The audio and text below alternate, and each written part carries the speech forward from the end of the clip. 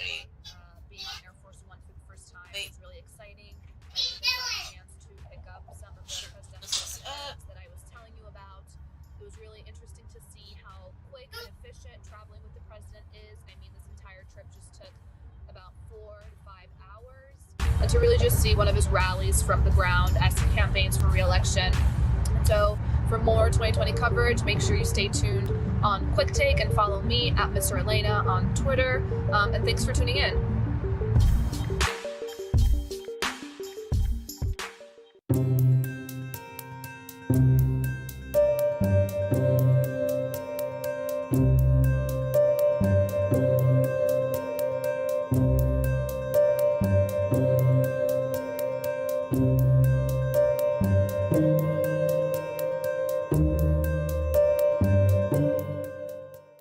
I think just the African American community in general, we have a history of having to support each other, right? And so there are opportunities that are presented that we don't often qualify for. So oftentimes we have to turn to our neighbor and turn to people within our community to assist us, to help us.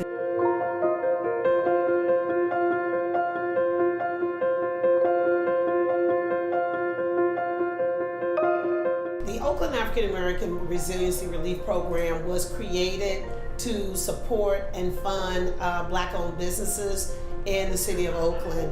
The reason we started this fund due to the systemic racism behind the PPP funds, also how our Black-owned businesses have been marginalized for so long.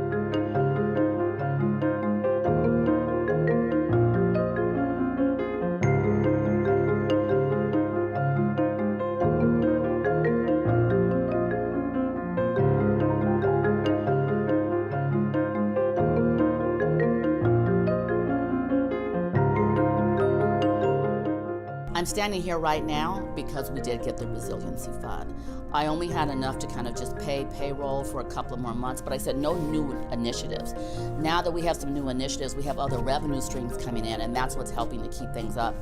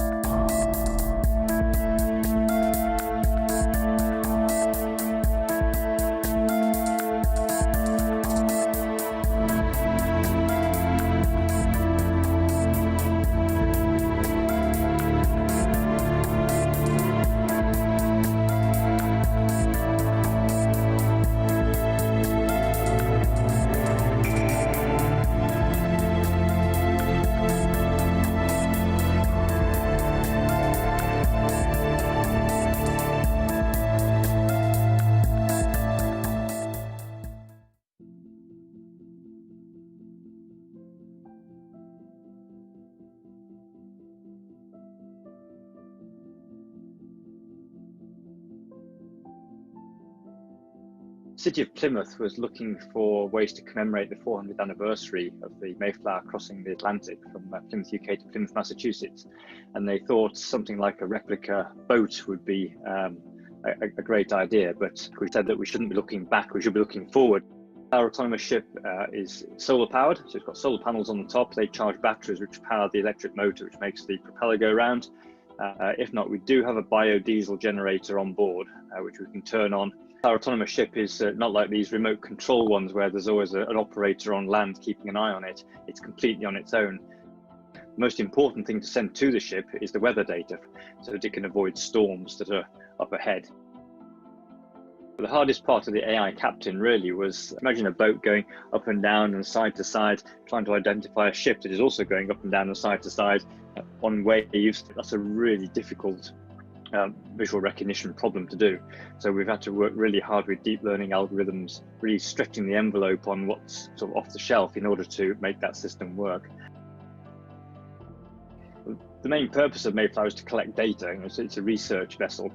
So the idea is it'll go up and down the ocean, collecting data from a number of experiments. For example, one of the experiments is collecting seawater samples at regular intervals across the ocean, so we can analyze them later for microplastics and microorganisms. But there's one which is using a hydrophone to listen out for whale song So we hope to analyze the choruses and verses of the whale song to identify both individual whales and also the pods that they belong to. We're going to spend 6 months going around UK coastal waters, really bedding down the science experiments that are on board. Next April is the transatlantic crossing. We're really excited about this autonomous shipping technology. Partly it'll fuel a whole generation of lots of autonomous ships going out and gathering data from the ocean, which is so underexplored at the moment. The other great application for it is going to be in autonomous shipping. If you imagine a huge increase in the needs for shipping as we reduce air travel and land shipments because of reducing our carbon footprint, being able to have ships that can largely go about their business autonomously, it's going to be a huge benefit to improving the efficiency of supply chains all around the world.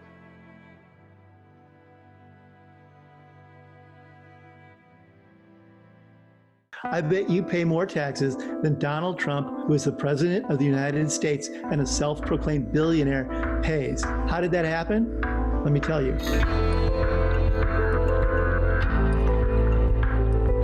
I think there's two big takeaways from these tax returns. The first is that Donald Trump does not pay anywhere close to the kind of taxes average Americans do. In fact, when he was elected president, he paid just $750 that year. In a year in which an average family making an income of around $75,000 would have paid around $14,000 in federal income taxes. He hasn't paid the same amount of taxes as his wealthy peers. The second thing is that Donald Trump is a national security threat. We know now that he has such high levels of debt at a time when his businesses are under strain that a real issue about his ability to pay that debt in upcoming years has come to the front. We know that Trump gets substantial income from Turkey through business partnerships and deals he has there. That, of course, then raises the question of how gently is the president treating the Erdogan regime. We already know from other reporting that Trump has had intersections with Russia, and if Donald Trump is so indebted that he goes looking for handouts, that also is a national security problem. He didn't pay any federal income tax. So that makes if me he's smart. paid zero. Donald Trump said during his debate with Hillary Clinton in 2016, the fact that he doesn't pay his fair share of taxes makes him smart. Well, here's actually what it makes him. It makes him privileged. It makes him the steward of an inequitable public policy around how Americans are taxed. And it makes him someone who's been a hypocrite to the very people who put him in office. A lot of the mojo that was behind his 2016 victory was built on the caricature of himself that was presented in The Apprentice, of the can-do businessman. We, of course, know that is not even close to being true. Is that going to matter in the election? This kind of negative press really does affect the swing voters and independents in the 6 or 7 states that are going to determine the outcome of this presidential election. And beyond this election, it's going to matter. This is a volume of information that can go to prosecutors in jurisdictions like New York who are already looking at him and complicate his future and put him and his children in peril. I will be the greatest jobs president that God ever created. Pennsylvania, we're going to bring back our jobs to the United States.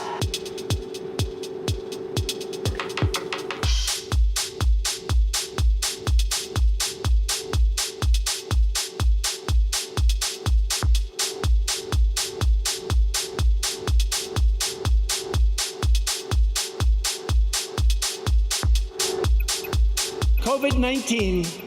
It will probably, unfortunately, get worse before it gets better. Something I don't like saying about things. And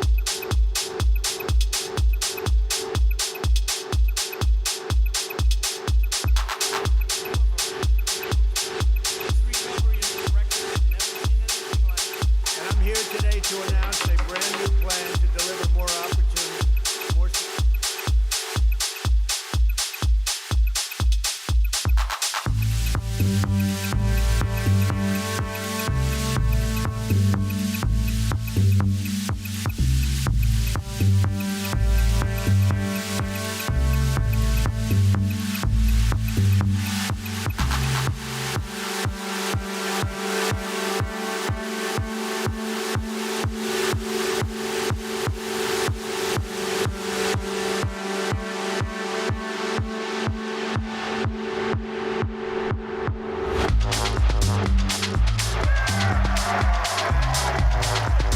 over the next 4 years, we will make America into the manufacturing superpower of the world. We will go right after China. We will continue to reduce taxes and regulations at levels not seen before.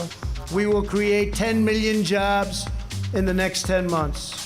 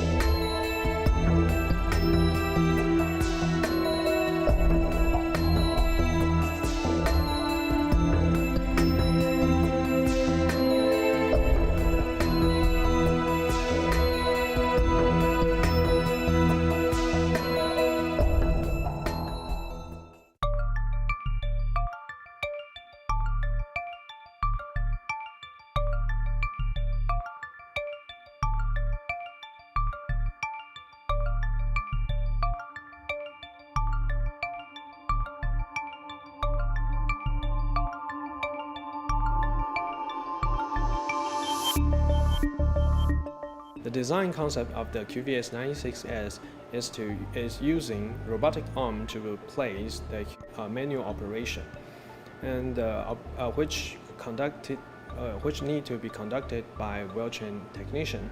And there is 3 robotic arm in this device, and this device can produce the 96 specimens results in first round 3.5 hours. And every 60 to 70 minutes, it can produce 96 results.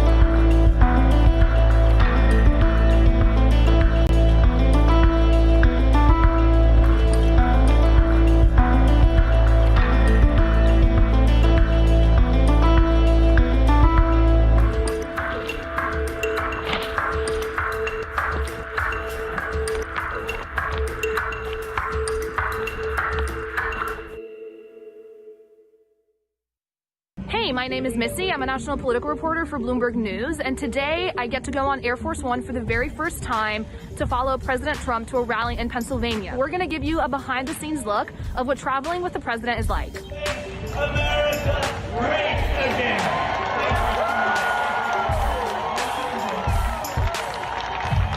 This rally in Pennsylvania was held on a pretty historic day for Trump's presidency. It was right after he left the Rose Garden, where he nominated Amy Coney Barrett to fill Ruth Bader Ginsburg's seat on the Supreme Court, telling supporters she is a brilliant legal mind that will protect their rights and the U.S. Constitution. The crowd responded with chants of "fill that seat." The first thing you need to do when you're traveling with the president is get a COVID test, which the White House usually administers once a day. We're going to walk into the press room right now and go do that. I'm on my way. I just got picked up by a car service and am headed to Joint Base Andrews. So you're not allowed to shoot inside Air Force One, any photos or videos. What I can tell you is that you get a flight certificate. I've also heard about really cool snacks on Air Force One, like presidential M&Ms. I'm really dying to get my hands on them. All right, everyone, we've made it to the president's rally. This is our setup here tonight. This laptop to take notes, and you can see the crowd behind me is here to see the president. We're waiting for him to come off of Air Force One right now, and he'll just get started right away.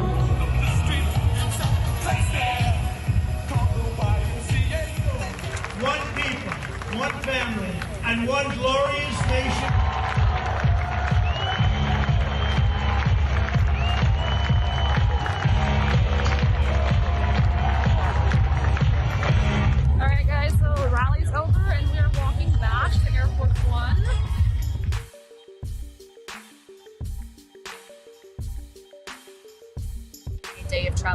president is over. I will say being on Air Force One for the first time was really exciting. I even got a chance to pick up some of the presidential M&Ms that I was telling you about.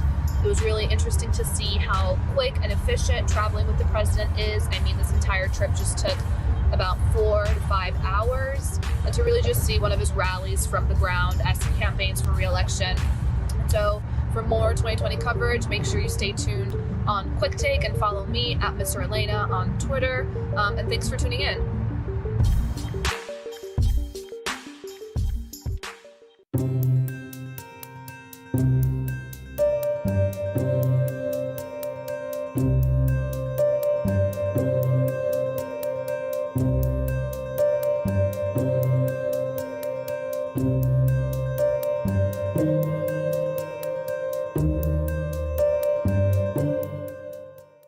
I think just the African American community in general, we have a history of having to support each other, right? And so there are opportunities that are presented that we don't often qualify for. So oftentimes we have to turn to our neighbor and turn to people within our community to assist us, to help us.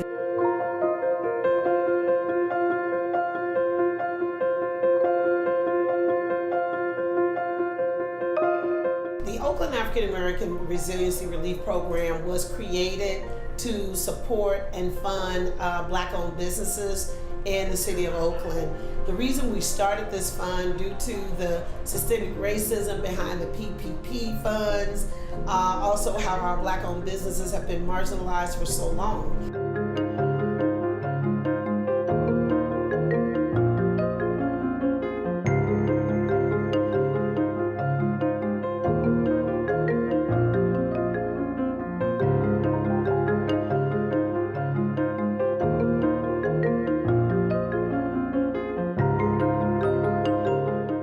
I'm standing here right now because we did get the resiliency fund. I only had enough to kind of just pay payroll for a couple of more months, but I said no new initiatives. Now that we have some new initiatives, we have other revenue streams coming in, and that's what's helping to keep things up.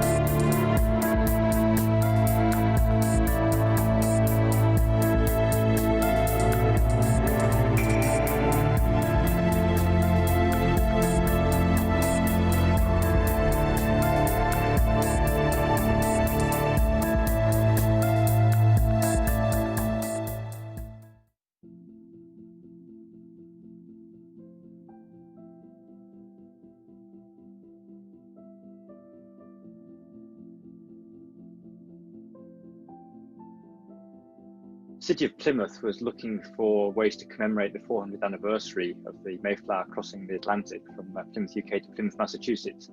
And they thought something like a replica boat would be a great idea, but we said that we shouldn't be looking back, we should be looking forward. Our autonomous ship is solar powered, so it's got solar panels on the top. They charge batteries which power the electric motor which makes the propeller go round. If not, we do have a biodiesel generator on board which we can turn on. Our autonomous ship is not like these remote control ones where there's always an operator on land keeping an eye on it. It's completely on its own. The most important thing to send to the ship is the weather data so that it can avoid storms that are up ahead. The hardest part of the AI captain really was, imagine a boat going up and down and side to side, trying to identify a ship that is also going up and down and side to side on waves. That's a really difficult visual recognition problem to do. So we've had to work really hard with deep learning algorithms, really stretching the envelope on what's sort of off the shelf in order to make that system work. The main purpose of Mayflower is to collect data. It's a research vessel. So the idea is it'll go up and down the ocean, collecting data from a number of experiments. For example, one of the experiments is collecting seawater samples at regular intervals across the ocean, so we can analyze them later for microplastics and microorganisms. But there's one which is using a hydrophone to listen out for whale song.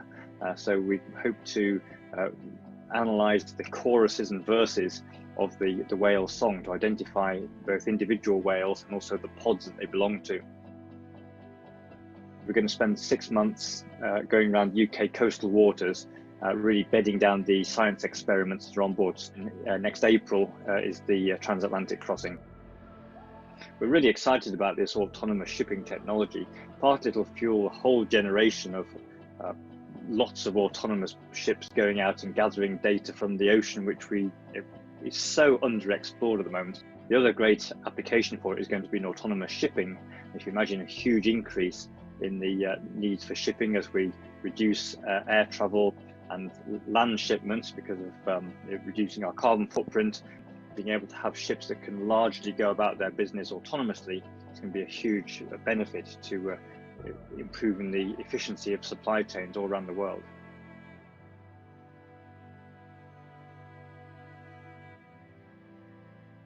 I bet you pay more taxes than Donald Trump, who is the president of the United States and a self-proclaimed billionaire, pays. How did that happen? Let me tell you.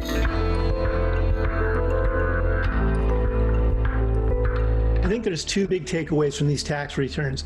The first is that Donald Trump does not pay anywhere close to the kind of taxes average Americans do. In fact, when he was elected president, he paid just $750 that year, in a year in which an average family making an income of around $75,000 would have paid around $14,000 in federal income taxes. He hasn't paid the same amount of taxes as his wealthy peers. The second thing is that Donald Trump is a national security threat. We know now that he has such high levels of debt at a time when his businesses are under strain that a real issue about his ability to pay that debt in upcoming years has come to the front. We know that Trump gets substantial income from Turkey through business partnerships and deals he has there. That, of course, then raises the question of how gently is the president treating the Erdogan regime. We already know from other reporting that Trump has had intersections with Russia, and if Donald Trump is so indebted that he goes looking for handouts, that also is a national security problem. He didn't pay any federal income tax.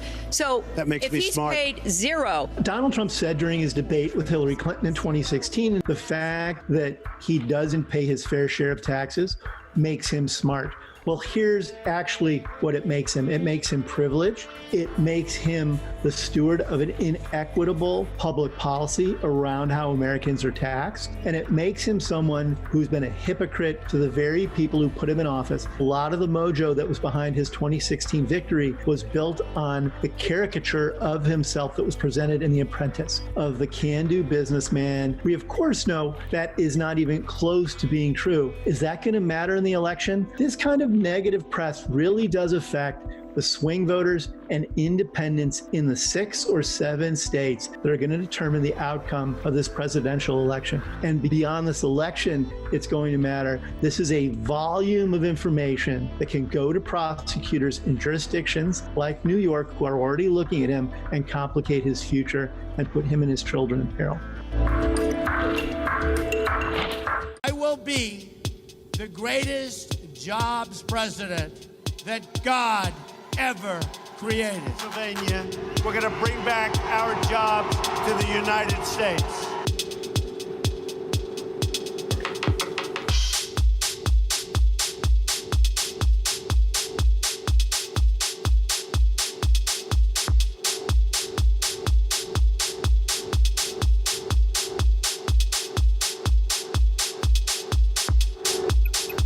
COVID-19.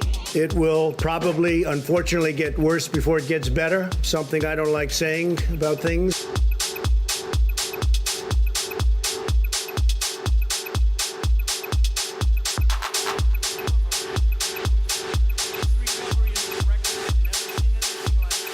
I'm here today to announce a brand new plan to deliver more opportunity, more.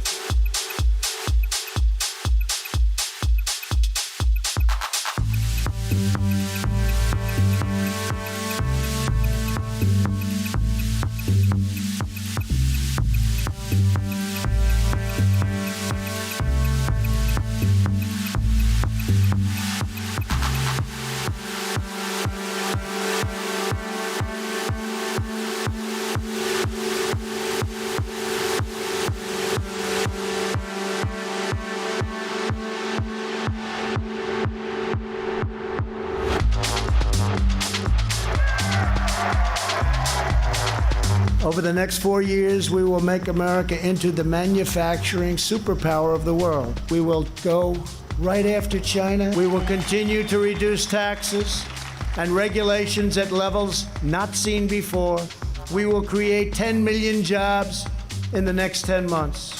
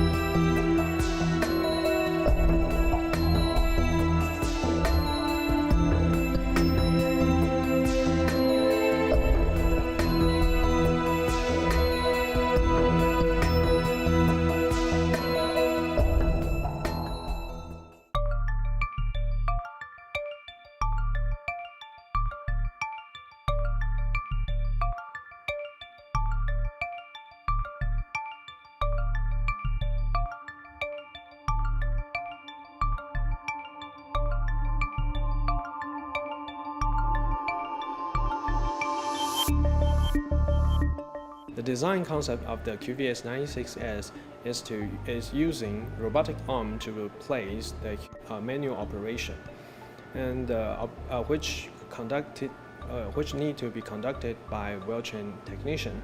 And there is 3 robotic arm in this device, and this device can produce the 96 specimens results in first round 3.5 hours. And every 60 to 70 minutes, it can produce 96 results.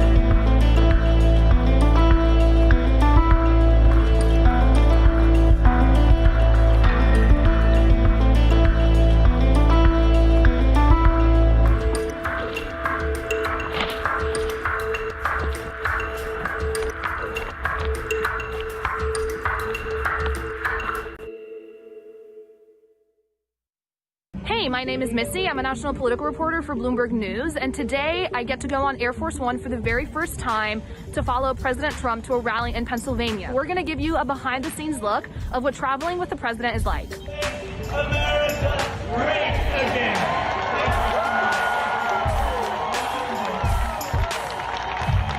This rally in Pennsylvania was held on a pretty historic day for Trump's presidency.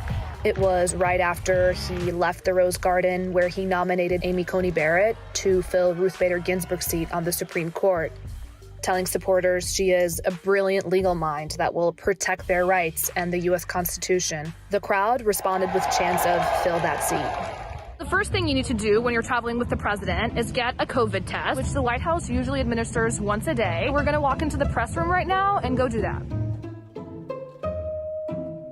I'm on my way. I just got picked up by a car service and am headed to Joint Base Andrews. So you're not allowed to shoot inside Air Force One, any photos or videos. What I can tell you is that you get a flight certificate. I've also heard about really cool snacks on Air Force One, like presidential M&Ms. I'm really dying to get my hands on them. All right, everyone, we've made it to the president's rally. This is our setup here tonight. This laptop to take notes, and you can see the crowd behind me is here to see the president. We're waiting for him to come off of Air Force One right now, and he'll just get started right away.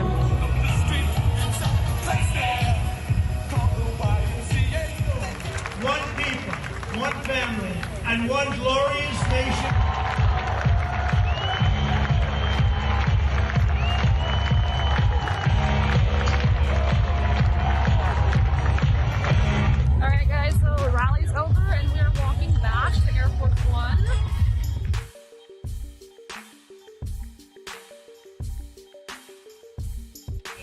traveling with the president is over. I will say being on Air Force One for the first time was really exciting. I even got a chance to pick up some of the presidential M&Ms that I was telling you about. It was really interesting to see how quick and efficient traveling with the president is. I mean, this entire trip just took about 4 to 5 hours, and to really just see one of his rallies from the ground as he campaigns for re-election. So for more 2020 coverage, make sure you stay tuned on Quick Take and follow me at Mr. Elena on Twitter. And thanks for tuning in.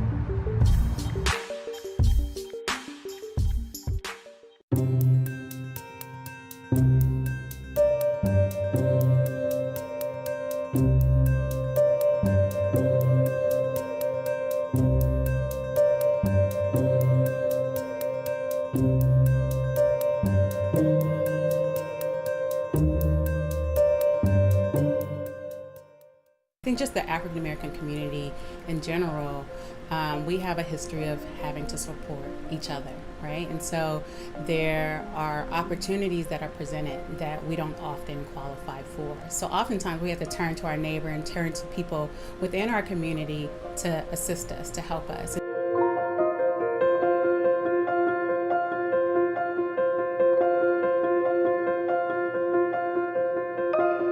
The Oakland African American Resiliency Relief Program was created to support and fund Black-owned businesses in the city of Oakland.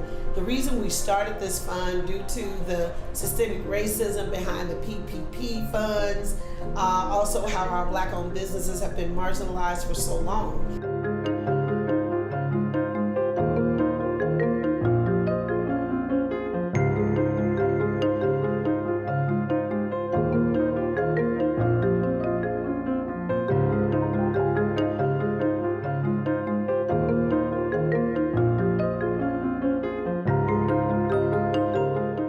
I'm standing here right now because we did get the resiliency fund. I only had enough to kind of just pay payroll for a couple of more months, but I said no new initiatives. Now that we have some new initiatives, we have other revenue streams coming in, and that's what's helping to keep things up.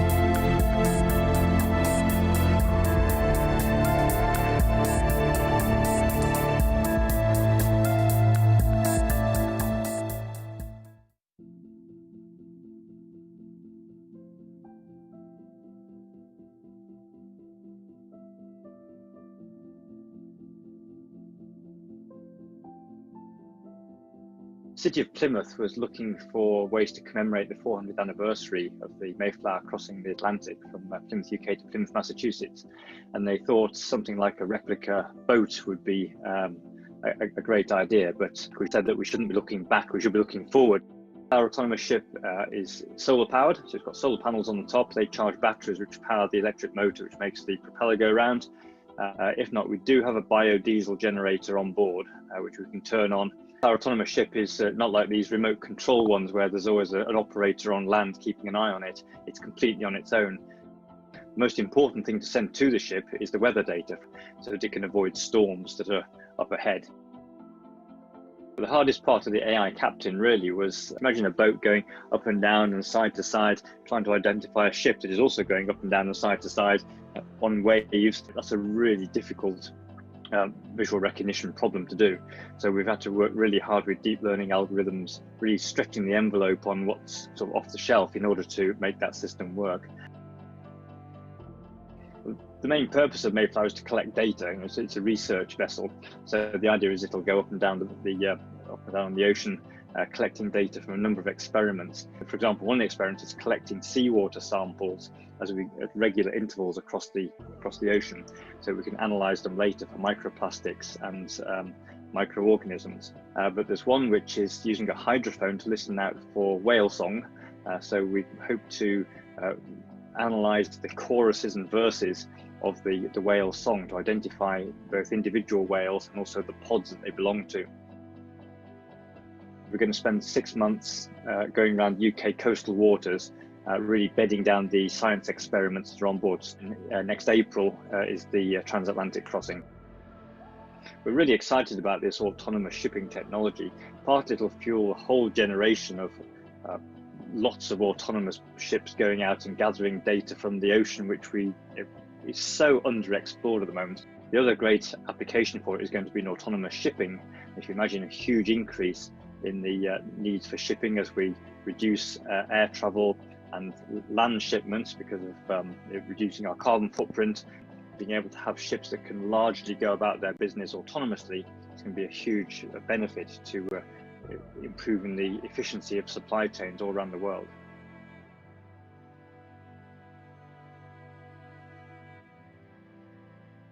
I bet you pay more taxes than Donald Trump, who is the president of the United States and a self-proclaimed billionaire, pays. How did that happen? Let me tell you.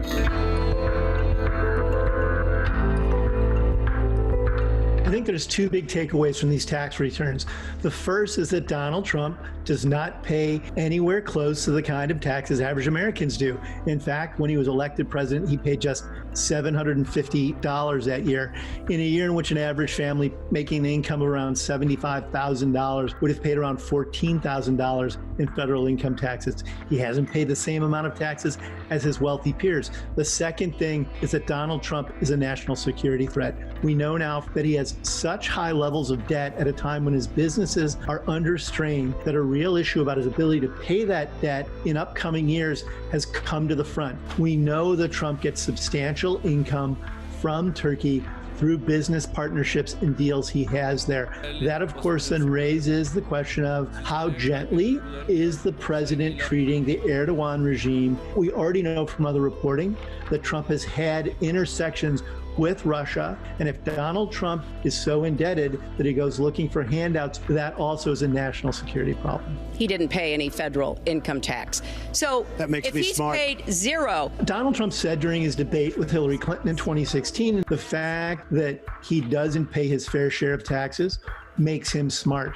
Well, here's actually what it makes him. It makes him privileged. It makes him the steward of an inequitable public policy around how Americans are taxed. And it makes him someone who's been a hypocrite to the very people who put him in office. A lot of the mojo that was behind his 2016 victory was built on the caricature of himself that was presented in The Apprentice, of the can-do businessman. We, of course, know that is not even close to being true. Is that going to matter in the election? This kind of negative press really does affect the swing voters and independents in the 6 or 7 states that are going to determine the outcome of this presidential election. And beyond this election, it's going to matter. This is a volume of information that can go to prosecutors in jurisdictions like New York who are already looking at him and complicate his future and put him and his children in peril. I will be the greatest jobs president that God ever created. Pennsylvania, we're going to bring back our jobs to the United States.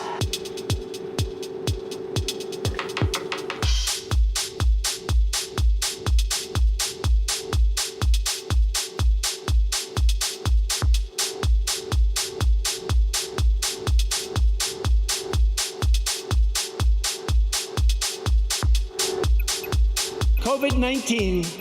It will probably, unfortunately, get worse before it gets better. Something I don't like saying about things. And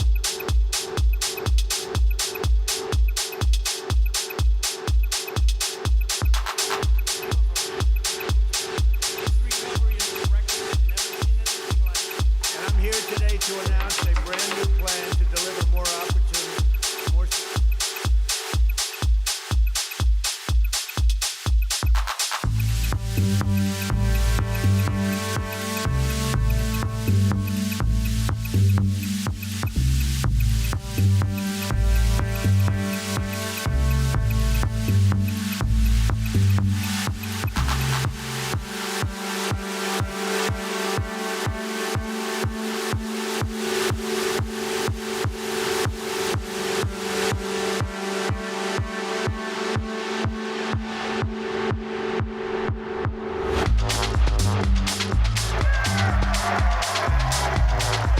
Over the next 4 years, we will make America into the manufacturing superpower of the world. We will go right after China. We will continue to reduce taxes and regulations at levels not seen before.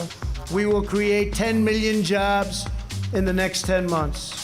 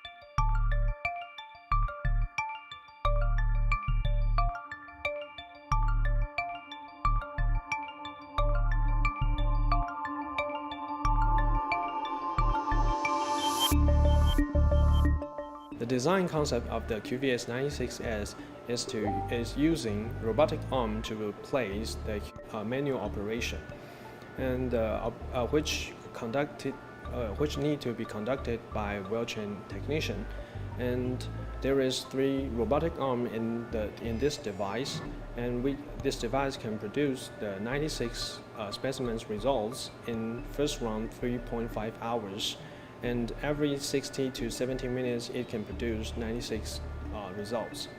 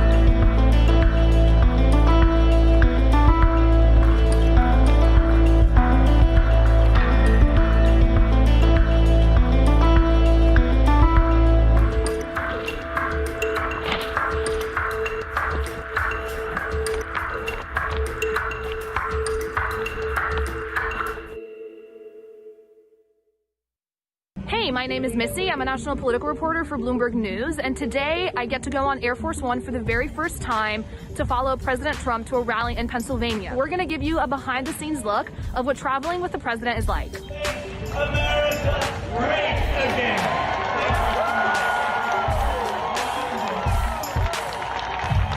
This rally in Pennsylvania was held on a pretty historic day for Trump's presidency.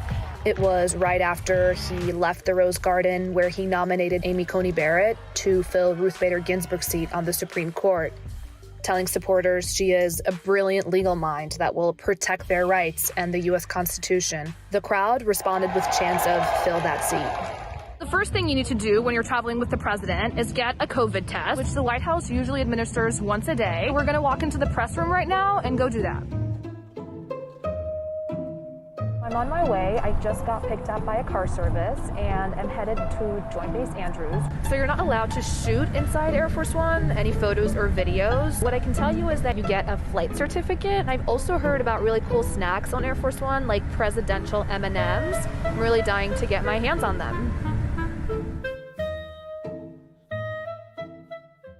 All right, everyone, we've made it to the president's rally. This is our setup here tonight. This laptop to take notes, and you can see the crowd behind me is here to see the president. We're waiting for him to come off of Air Force One right now, and he'll just get started right away.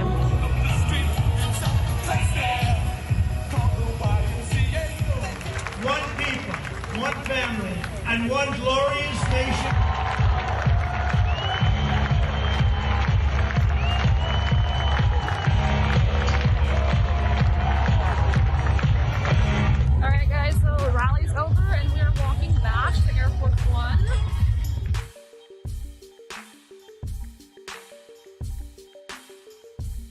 day of traveling with the president is over. I will say being on Air Force One for the first time was really exciting. I even got a chance to pick up some of the presidential M&Ms that I was telling you about.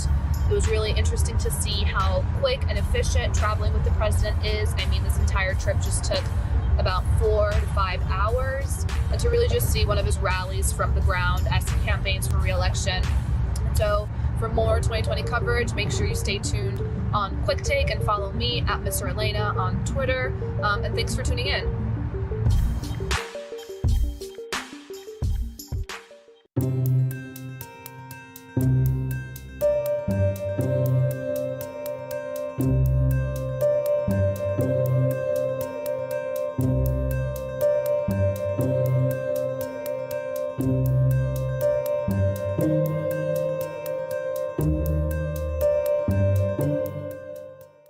I think just the African American community in general, we have a history of having to support each other, right? And so there are opportunities that are presented that we don't often qualify for. So oftentimes we have to turn to our neighbor and turn to people within our community to assist us, to help us.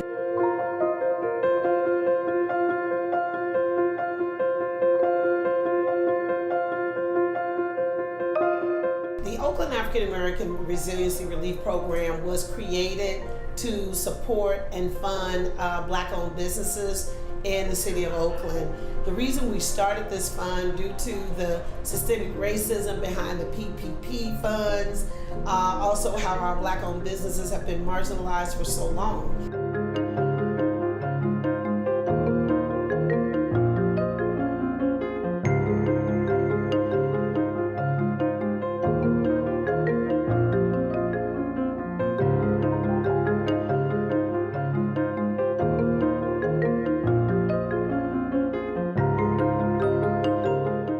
I'm standing here right now because we did get the resiliency fund.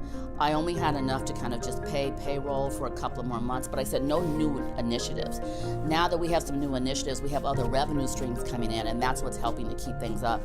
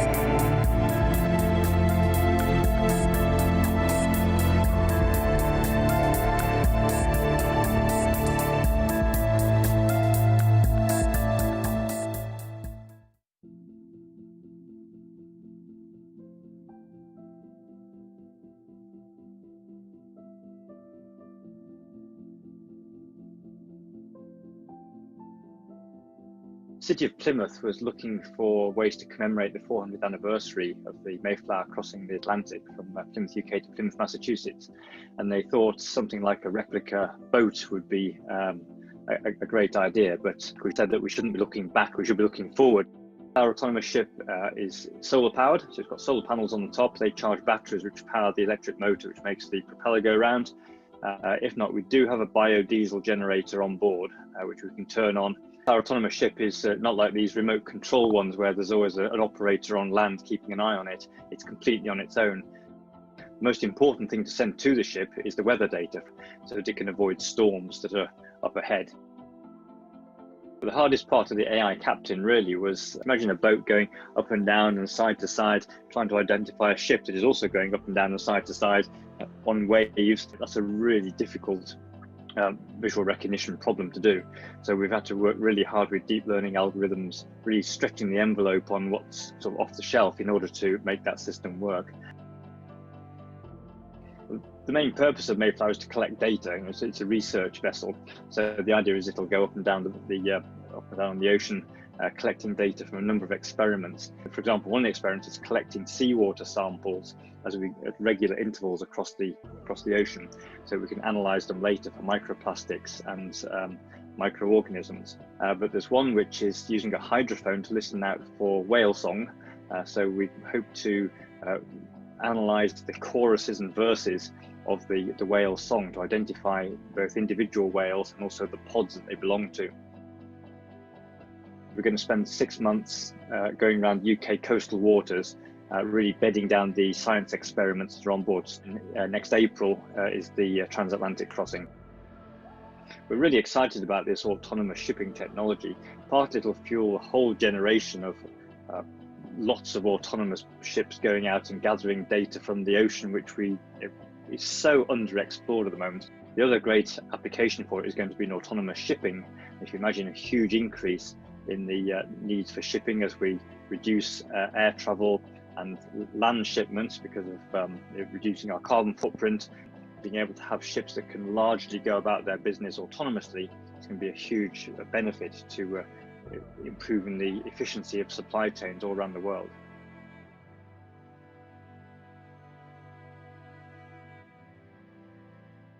I bet you pay more taxes than Donald Trump, who is the president of the United States and a self-proclaimed billionaire, pays. How did that happen? Let me tell you.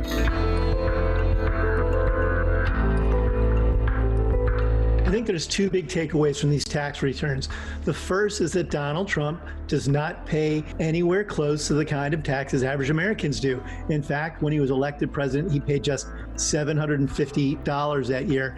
In a year in which an average family making an income of around $75,000 would have paid around $14,000 in federal income taxes. He hasn't paid the same amount of taxes as his wealthy peers. The second thing is that Donald Trump is a national security threat. We know now that he has such high levels of debt at a time when his businesses are under strain that a real issue about his ability to pay that debt in upcoming years has come to the front. We know that Trump gets substantial income from Turkey through business partnerships and deals he has there. That, of course, then raises the question of how gently is the president treating the Erdogan regime. We already know from other reporting that Trump has had intersections with Russia, and if Donald Trump is so indebted that he goes looking for handouts, that also is a national security problem. He didn't pay any federal income tax. So That makes if me he's smart. paid zero. Donald Trump said during his debate with Hillary Clinton in 2016, the fact that he doesn't pay his fair share of taxes makes him smart. Well, here's actually what it makes him. It makes him privileged. It makes him the steward of an inequitable public policy around how Americans are taxed. And it makes him someone who's been a hypocrite to the very people who put him in office. A lot of the mojo that was behind his 2016 victory was built on the caricature of himself that was presented in The Apprentice, of the can-do businessman. We, of course, know that is not even close to being true. Is that going to matter in the election? This kind of negative press really does affect the swing voters and independents in the 6 or 7 states that are going to determine the outcome of this presidential election. And beyond this election, it's going to matter. This is a volume of information that can go to prosecutors in jurisdictions like New York who are already looking at him and complicate his future and put him and his children in peril. I will be the greatest jobs president that God ever created. Pennsylvania, we're going to bring back our jobs to the United States.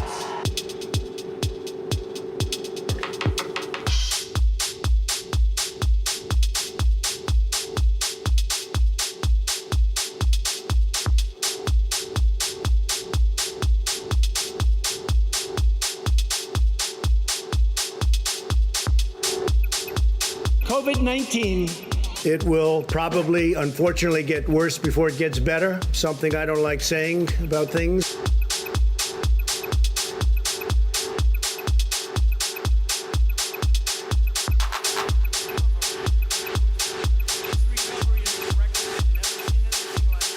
I'm here today to announce a brand new plan to deliver more opportunity, more.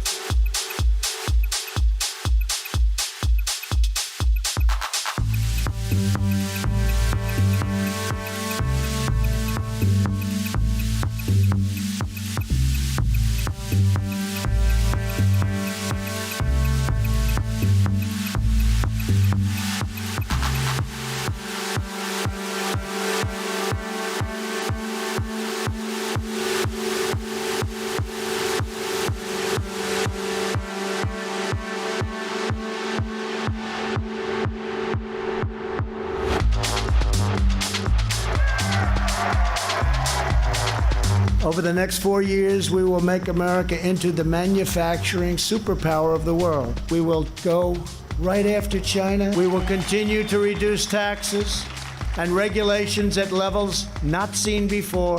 We will create 10 million jobs in the next 10 months.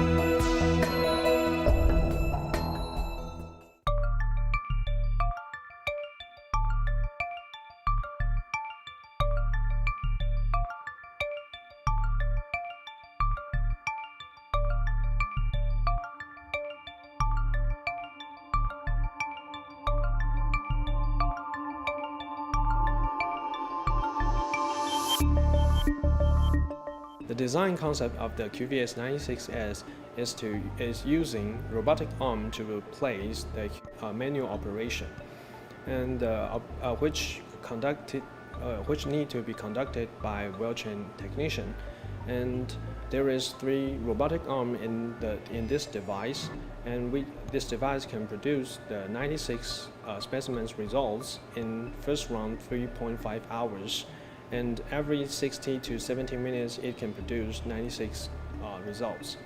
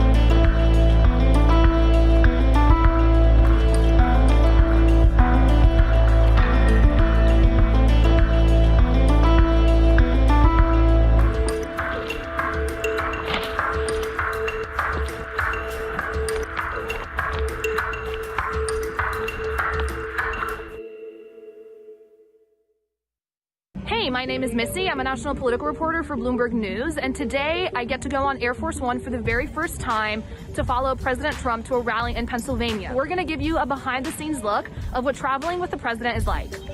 America great again.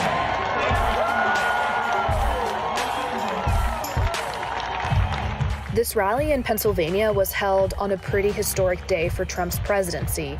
It was right after he left the Rose Garden, where he nominated Amy Coney Barrett to fill Ruth Bader Ginsburg's seat on the Supreme Court, telling supporters she is a brilliant legal mind that will protect their rights and the U.S. Constitution. The crowd responded with chants of "fill that seat."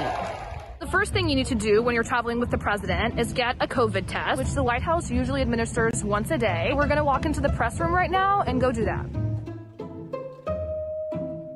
I'm on my way. I just got picked up by a car service and am headed to Joint Base Andrews. So you're not allowed to shoot inside Air Force One, any photos or videos. What I can tell you is that you get a flight certificate. I've also heard about really cool snacks on Air Force One, like presidential M&Ms. I'm really dying to get my hands on them. All right, everyone, we've made it to the president's rally. This is our setup here tonight. This laptop to take notes, and you can see the crowd behind me here to see the president. We're waiting for him to come off of Air Force One right now, and he'll just get started right away.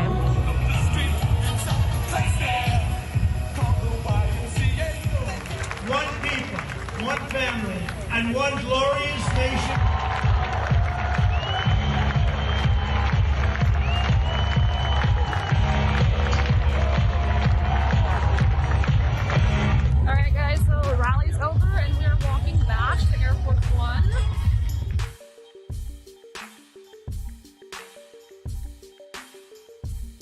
day of traveling with the president is over. I will say being on Air Force One for the first time was really exciting. I even got a chance to pick up some of the presidential M&Ms that I was telling you about. It was really interesting to see how quick and efficient traveling with the president is. I mean, this entire trip just took about 4 to 5 hours, and to really just see one of his rallies from the ground as he campaigns for re-election. So for more 2020 coverage, make sure you stay tuned on Quick Take and follow me at Mr. Elena on Twitter. And thanks for tuning in.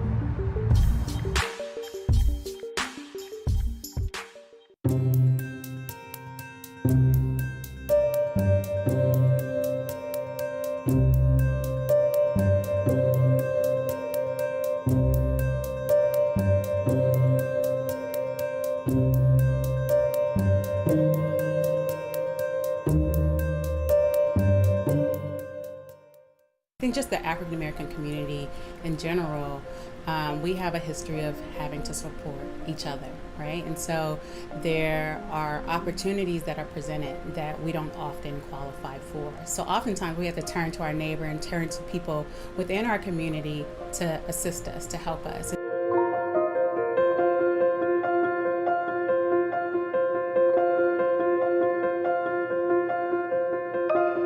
The Oakland African American Resiliency Relief Program was created to support and fund Black-owned businesses in the city of Oakland. The reason we started this fund due to the systemic racism behind the PPP funds, also how our Black-owned businesses have been marginalized for so long.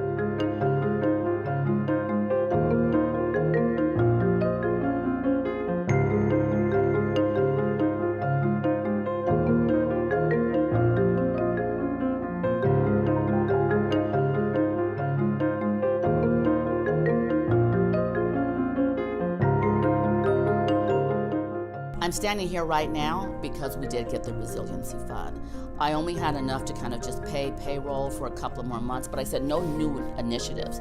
Now that we have some new initiatives, we have other revenue streams coming in, and that's what's helping to keep things up.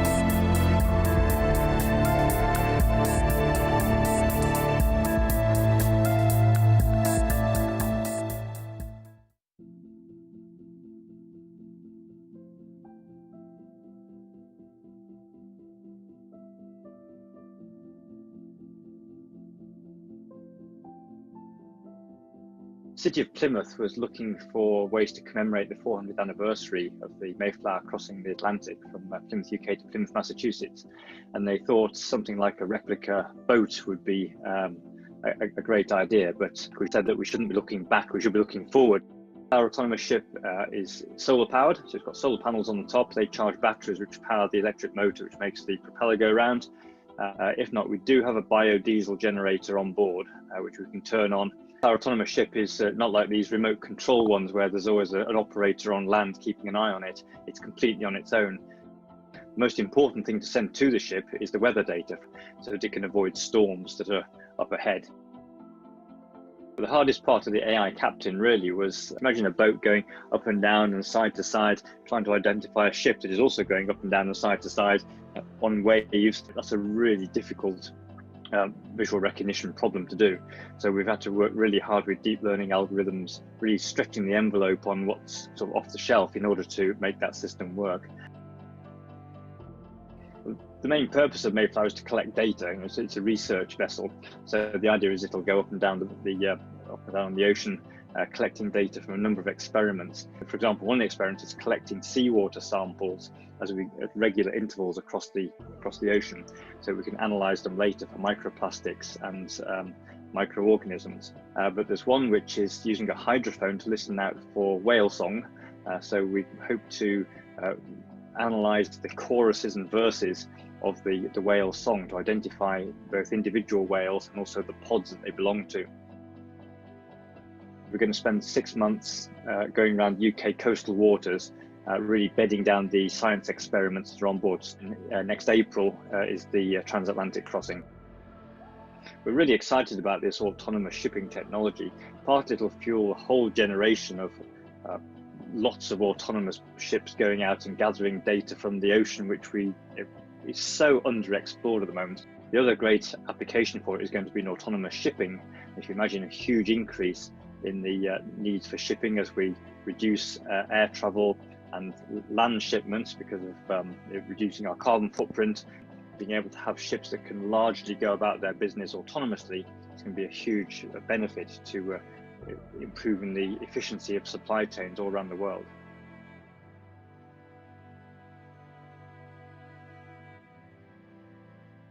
I bet you pay more taxes than Donald Trump, who is the president of the United States and a self-proclaimed billionaire, pays. How did that happen? Let me tell you.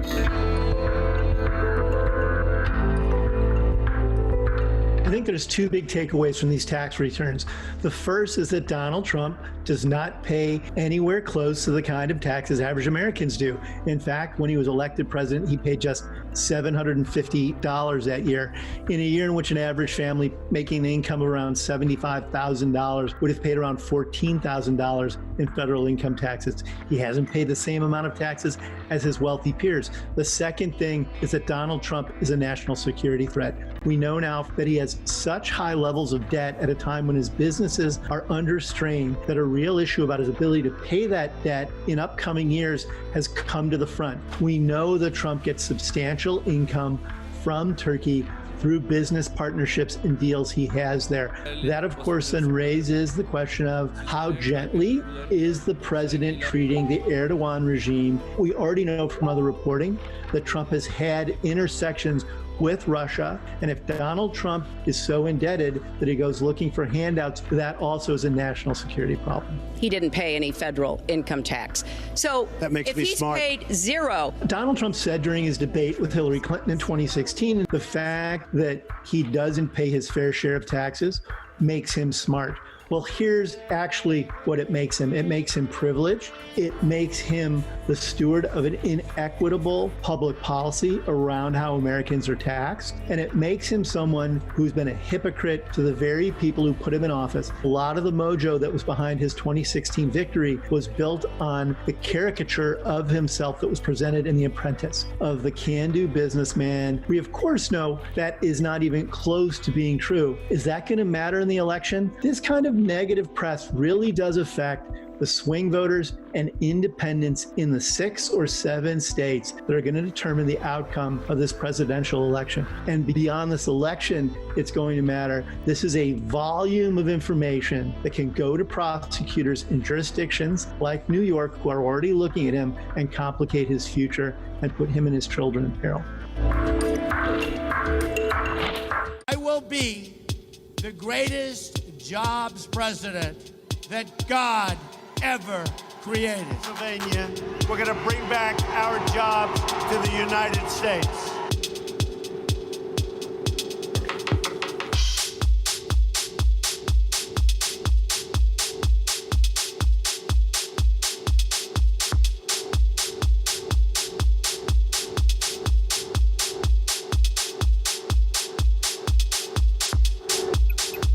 COVID-19.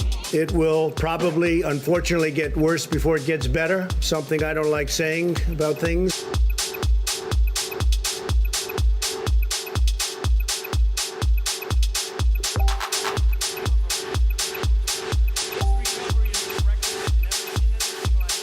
I'm here today to announce a brand new plan to deliver more opportunity, more.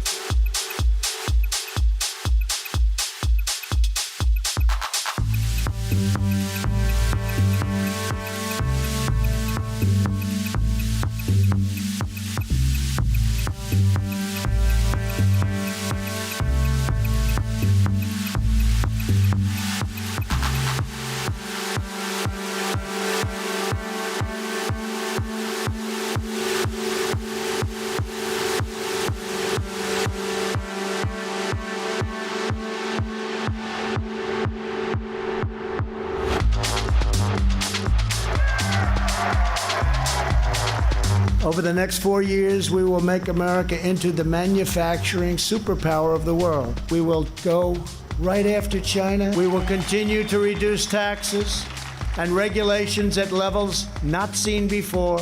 We will create 10 million jobs in the next 10 months.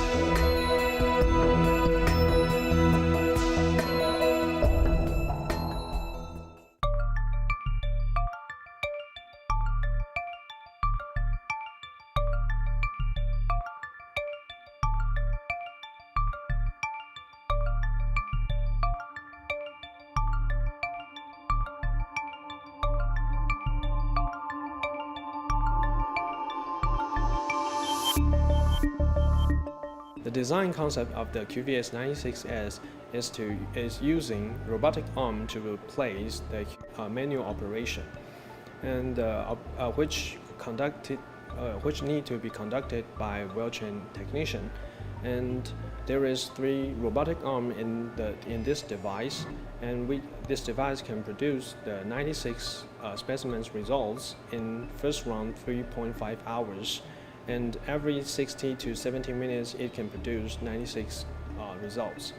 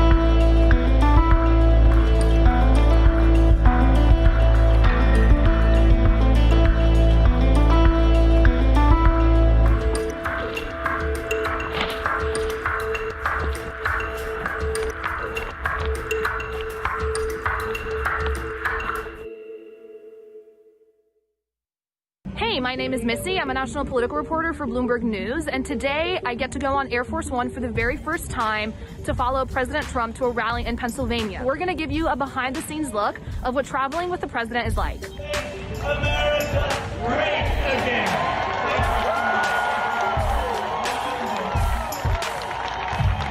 This rally in Pennsylvania was held on a pretty historic day for Trump's presidency. It was right after he left the Rose Garden, where he nominated Amy Coney Barrett to fill Ruth Bader Ginsburg's seat on the Supreme Court, telling supporters she is a brilliant legal mind that will protect their rights and the U.S. Constitution. The crowd responded with chants of "fill that seat." The first thing you need to do when you're traveling with the president is get a COVID test, which the White House usually administers once a day. We're going to walk into the press room right now and go do that.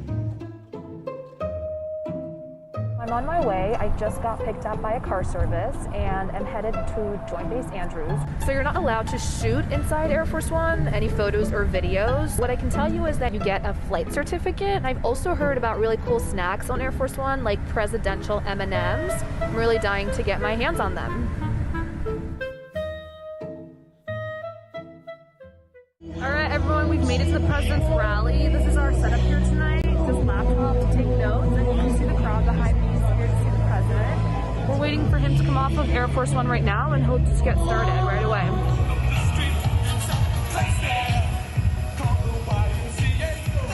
One people, one family, and one glorious nation.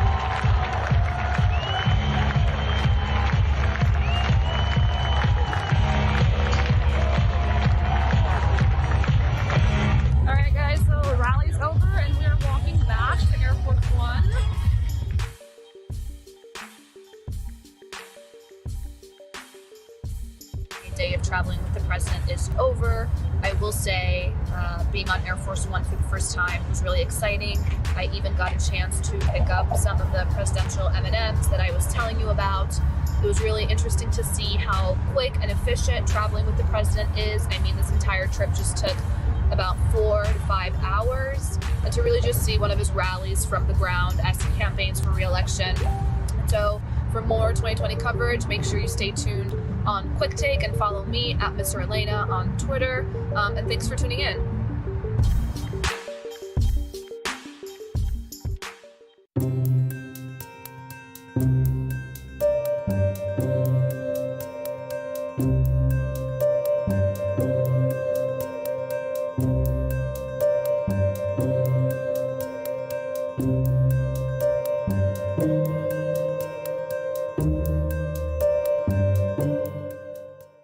I think just the African American community in general, we have a history of having to support each other, right? And so there are opportunities that are presented that we don't often qualify for. So oftentimes we have to turn to our neighbor and turn to people within our community to assist us, to help us.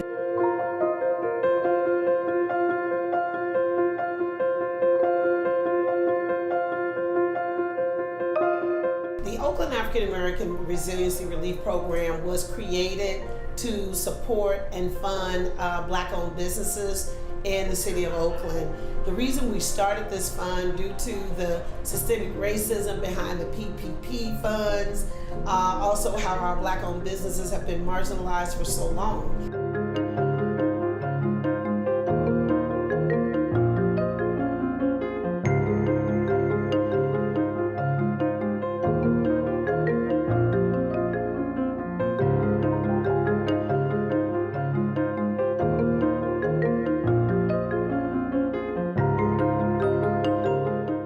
I'm standing here right now because we did get the resiliency fund. I only had enough to kind of just pay payroll for a couple of more months, but I said no new initiatives. Now that we have some new initiatives, we have other revenue streams coming in, and that's what's helping to keep things up.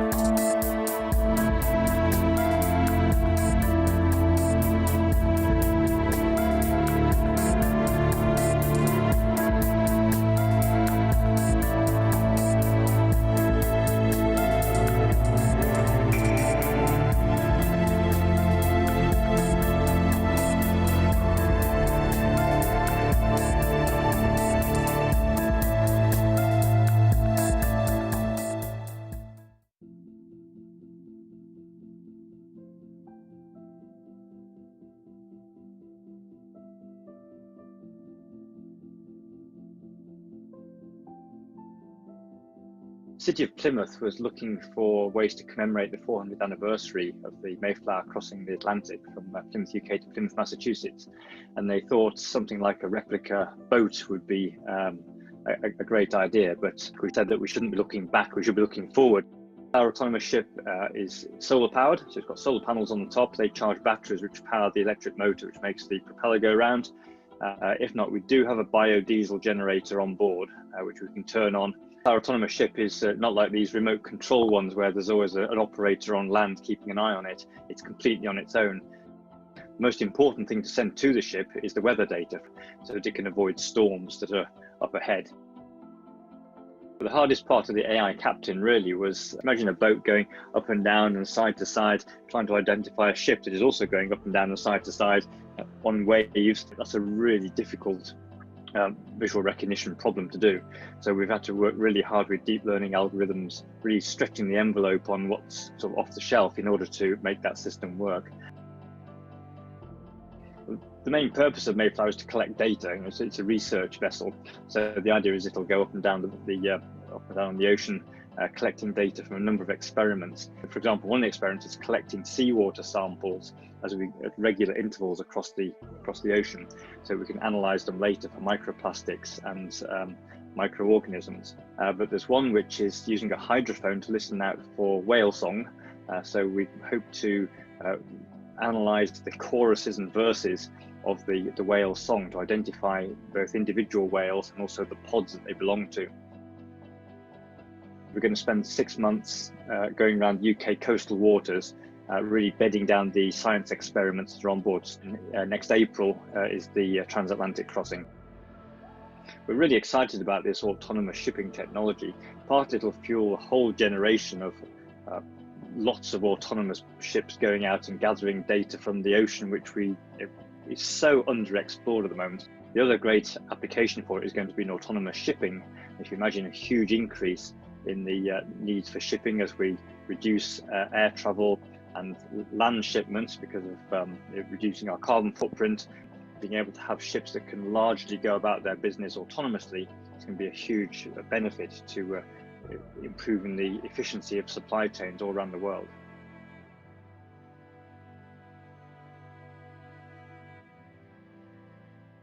I bet you pay more taxes than Donald Trump, who is the president of the United States and a self-proclaimed billionaire, pays. How did that happen?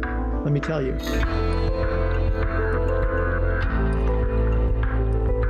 I think there's two big takeaways from these tax returns. The first is that Donald Trump does not pay anywhere close to the kind of taxes average Americans do. In fact, when he was elected president, he paid just $750 that year. In a year in which an average family making an income of around $75,000 would have paid around $14,000 in federal income taxes. He hasn't paid the same amount of taxes as his wealthy peers. The second thing is that Donald Trump is a national security threat. We know now that he has such high levels of debt at a time when his businesses are under strain that a real issue about his ability to pay that debt in upcoming years has come to the front. We know that Trump gets substantial income from Turkey through business partnerships and deals he has there. That, of course, then raises the question of how gently is the president treating the Erdogan regime. We already know from other reporting that Trump has had intersections with Russia, and if Donald Trump is so indebted that he goes looking for handouts, that also is a national security problem. He didn't pay any federal income tax. So That makes if me he's smart. paid zero, Donald Trump said during his debate with Hillary Clinton in 2016, the fact that he doesn't pay his fair share of taxes makes him smart.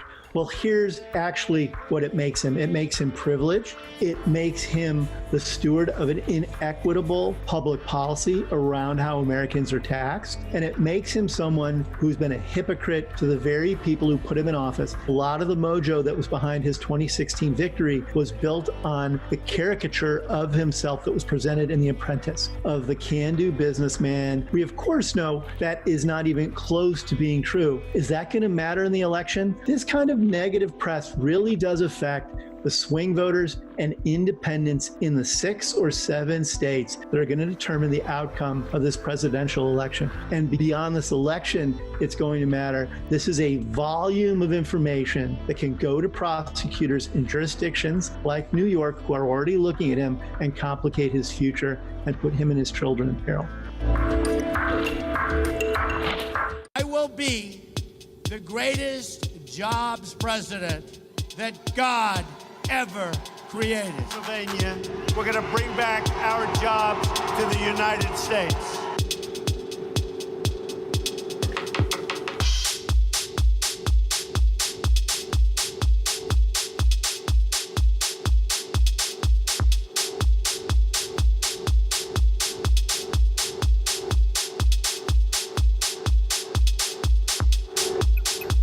COVID-19. It will probably, unfortunately, get worse before it gets better. Something I don't like saying about things.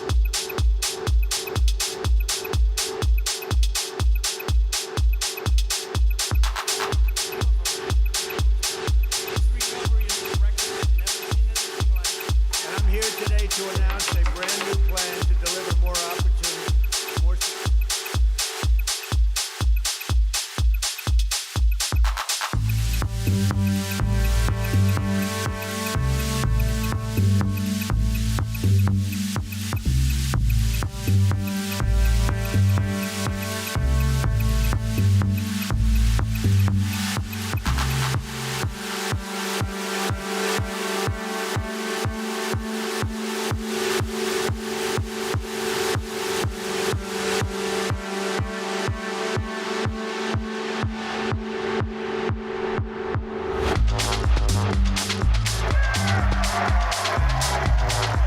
Over the next 4 years, we will make America into the manufacturing superpower of the world. We will go right after China. We will continue to reduce taxes and regulations at levels not seen before.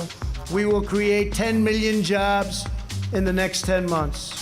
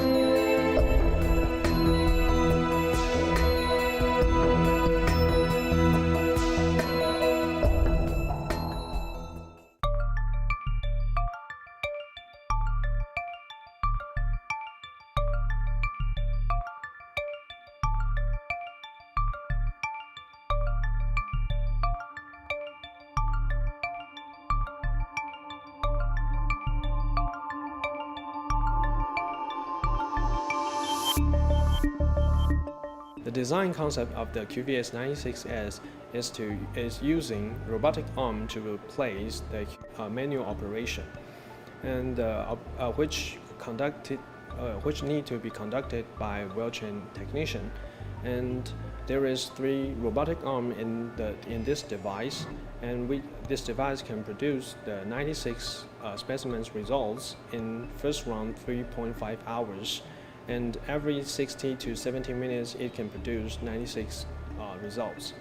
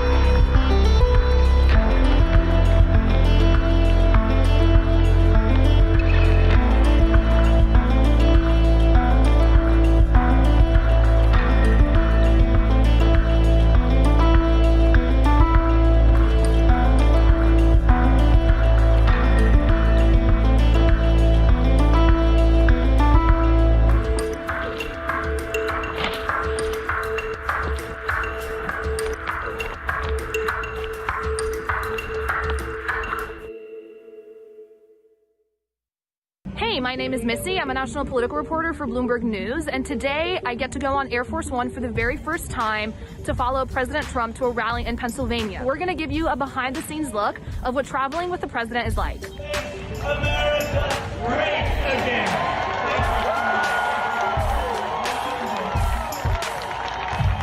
This rally in Pennsylvania was held on a pretty historic day for Trump's presidency. It was right after he left the Rose Garden, where he nominated Amy Coney Barrett to fill Ruth Bader Ginsburg's seat on the Supreme Court, telling supporters she is a brilliant legal mind that will protect their rights and the U.S. Constitution. The crowd responded with chants of "fill that seat." The first thing you need to do when you're traveling with the president is get a COVID test, which the White House usually administers once a day. We're gonna walk into the press room right now and go do that. I'm on my way. I just got picked up by a car service and am headed to Joint Base Andrews. So you're not allowed to shoot inside Air Force One, any photos or videos. What I can tell you is that you get a flight certificate. I've also heard about really cool snacks on Air Force One, like presidential M&Ms. I'm really dying to get my hands on them. All right, everyone, we've made it to the president's rally. This is our setup here tonight. This laptop to take notes, and you can see the crowd behind me here to see the president. We're waiting for him to come off of Air Force One right now, and he'll just get started right away.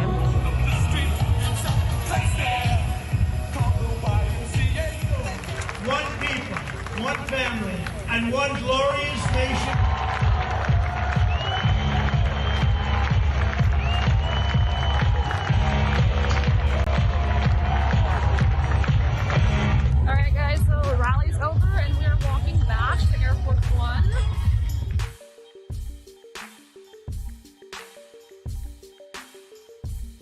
day of traveling with the president is over. I will say being on Air Force One for the first time was really exciting.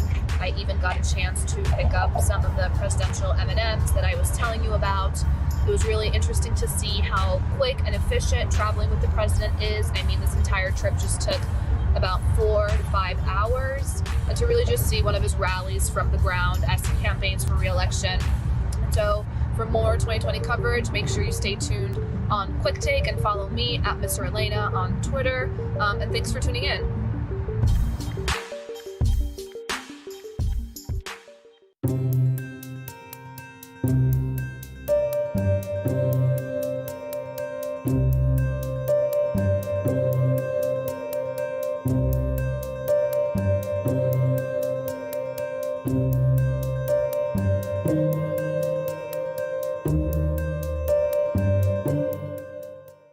I think just the African American community in general, we have a history of having to support each other, right? And so there are opportunities that are presented that we don't often qualify for. So oftentimes we have to turn to our neighbor and turn to people within our community to assist us, to help us.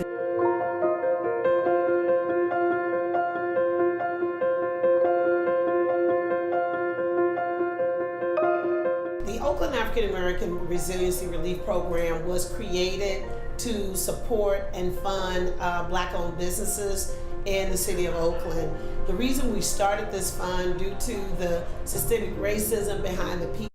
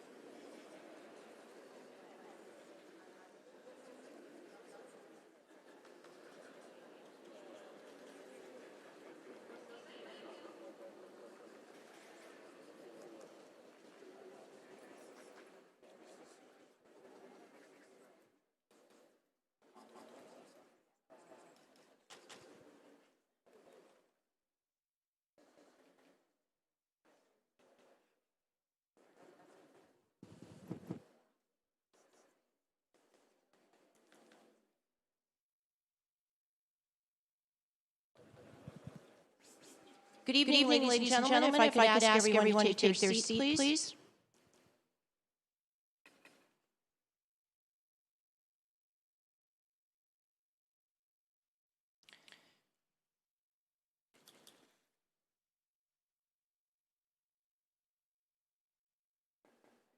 My name is Janet Brown. I'm Executive Director of the Commission on Presidential Debates, and I'd like to welcome you to the first presidential debate of 2020. There are a lot of people who have made extraordinary contributions to making this evening possible. And in a few moments, you will hear from two of our co-chairs to start the appreciation to those who have helped. Our third co-chair, Dot Ridings, in Louisville, Kentucky tonight. Her leadership in debates goes back to 1976 and includes the presidency of the League of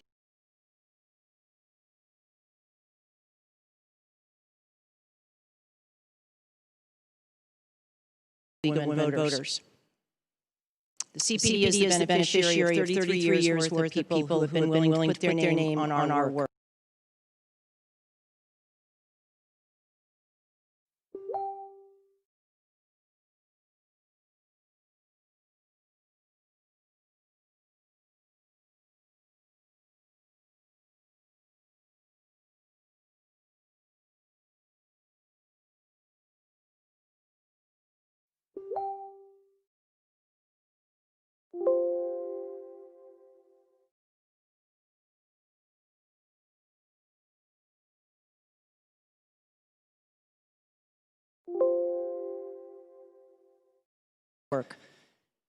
To all of those former presidents and chancellors of debate sites, to former moderators, to members of our Debates International Network who have set their clocks to 3 a.m. tomorrow morning to tune in live, we thank you with all our hearts. In 1987, Paul Kirk and Frank Fahrenkopf co-founded the CPD. I'd like to introduce the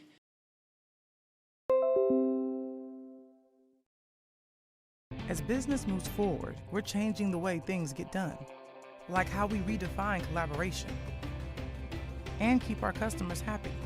You can rely on AT&T to help keep your business connected.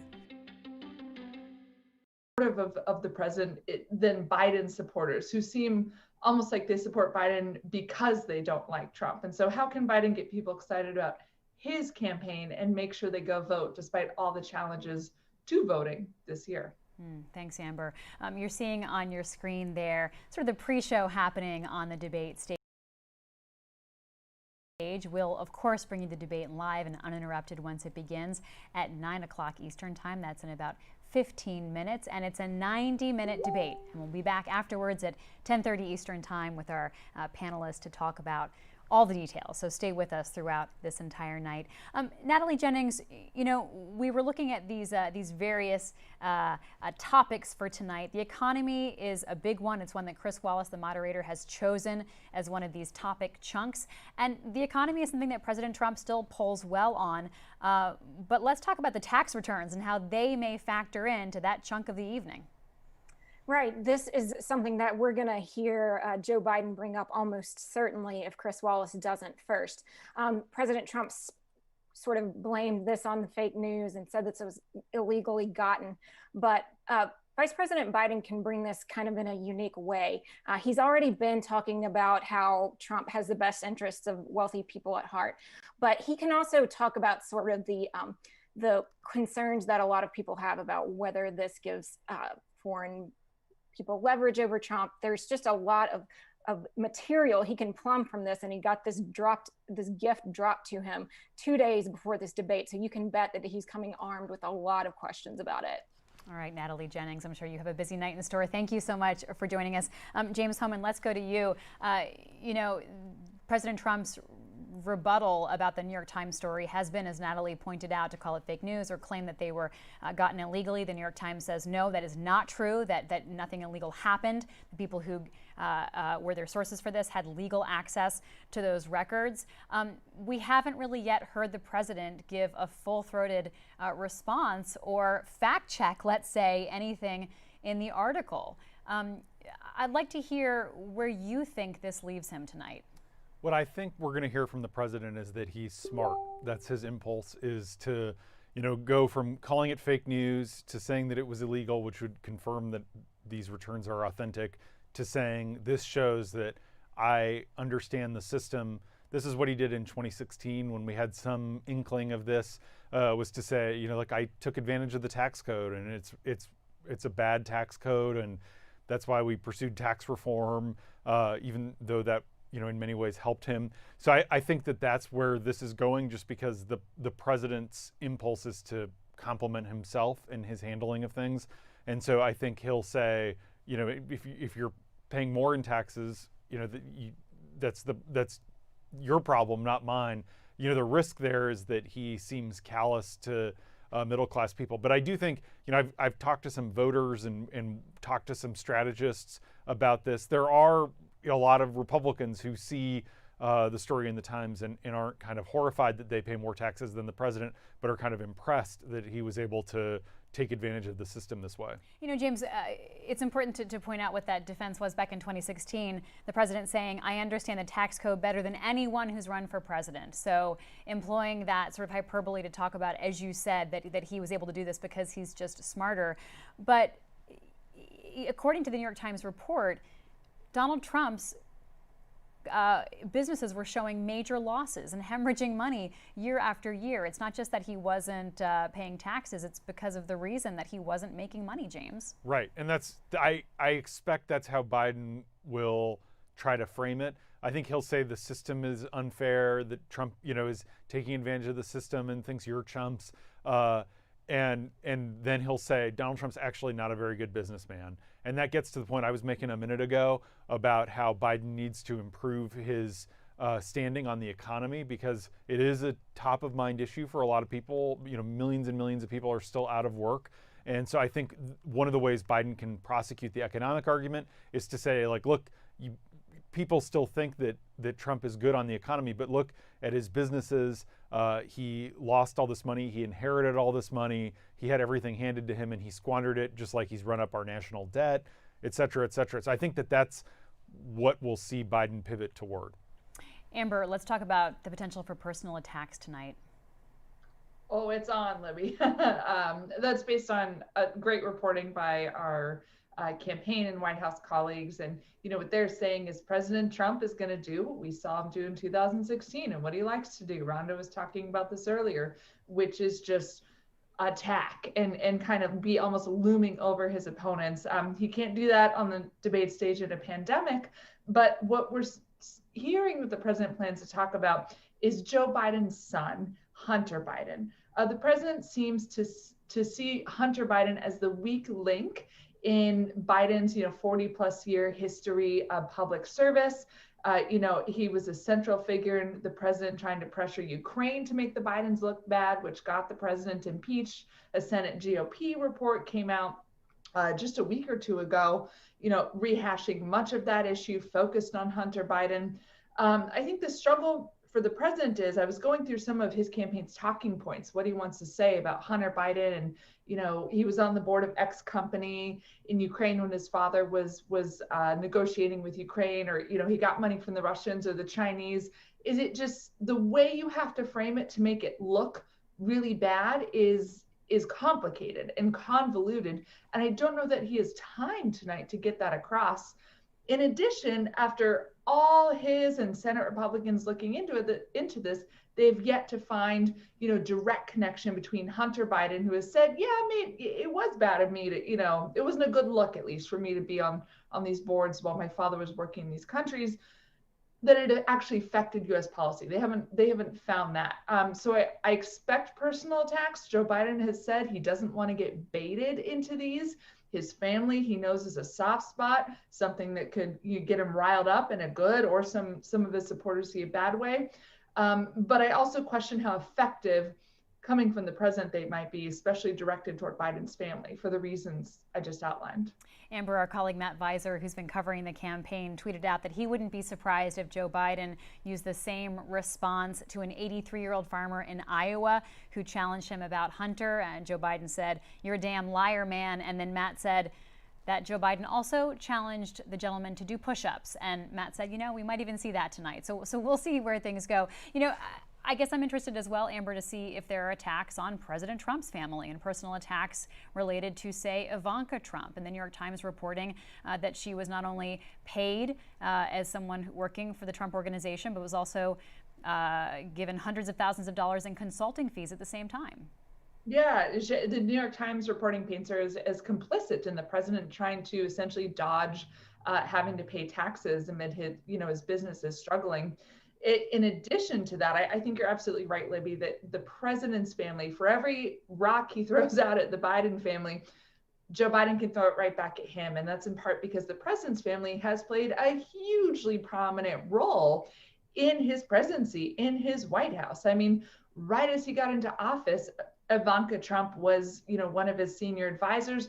She was negotiating with China while she was trying to get a trademark for some of her Ivanka Trump brands in China. It goes on and on and on. Jared Kushner, her husband and one of the president's senior advisors, has continued with his family business, doing tons of foreign deals while he's advising the president. And the president himself, of course, is not divested from his businesses that have a ton of foreign interest abroad. And so I think that's much different and much more in the spotlight than perhaps Hunter Biden has been. And it's not quite as convoluted of a line to draw as White House, making money abroad, potential conflict of interest that Biden could engage and probably will engage in tonight.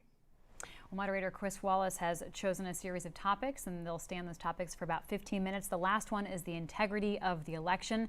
Rhonda Colvin, what will you be listening for during that section? Well, we are hearing almost weekly that there are attempts with foreign interference in this election once again. And we all remember, because we all reported on it, most of this year was spent examining the Russia scandal and their interference in the 2016 election. So I'm really interested to hear how the president is going to address that. He was front and center in that Russia investigation, so I'll be listening to that.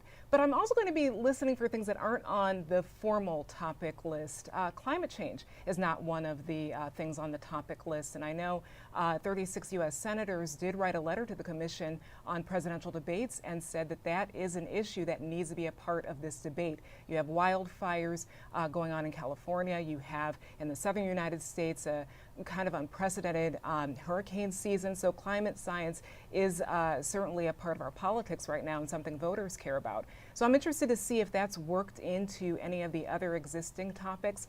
And also healthcare. Coronavirus is one of the topics, but healthcare as a standalone issue is not on the list either. So that's something that Joe Biden did campaign on a lot when I was on the trail following him during the primary season. That was something that definitely won over some of the voters in the audience when we talked to them, was his history with the ACA. So those are two issues that I'm listening for that aren't on the list, but I'm sure they might come up in some fashion.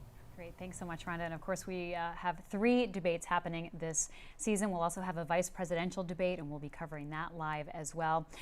James Hohmann, more from you about the integrity of the election. Is this an opportunity for Joe Biden to go on the attack? Yes. And we know that we kind of know what Trump's going to say here. I think we got a very clear sense of that last week. In any kind of conventional presidency, Trump would try to clean up his comments and say, of course, I'll respect whoever wins the election, but I'm going to win the election. No reporter ever thought that they needed to ask Barack Obama or George W. Bush or Bill Clinton if they'd respect the results of the election. But that's not Trump. I think he's going to double down on the rigged rhetoric. And something that's very concerning to Democrats, including someone in the Biden orbit who I talked to earlier today, is that this could deter people from voting, especially kind of lower propensity, younger voters.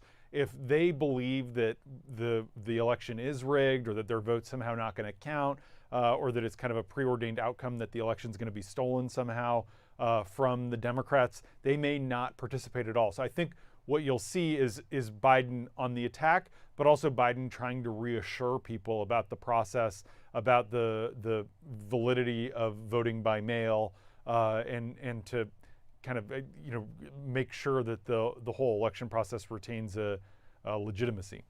James, we just saw the Trump family and the Biden family go by to be seated at tonight's debate. Amber Phillips, let's go to you to talk about this topic, race and violence in U.S. cities. At the top of our show, our colleague Joyce Koh reminded our audience that even the phrasing of that is so loaded and got a lot of pushback. So let's talk about how Chris Wallace is framing this and how the candidates may talk about it.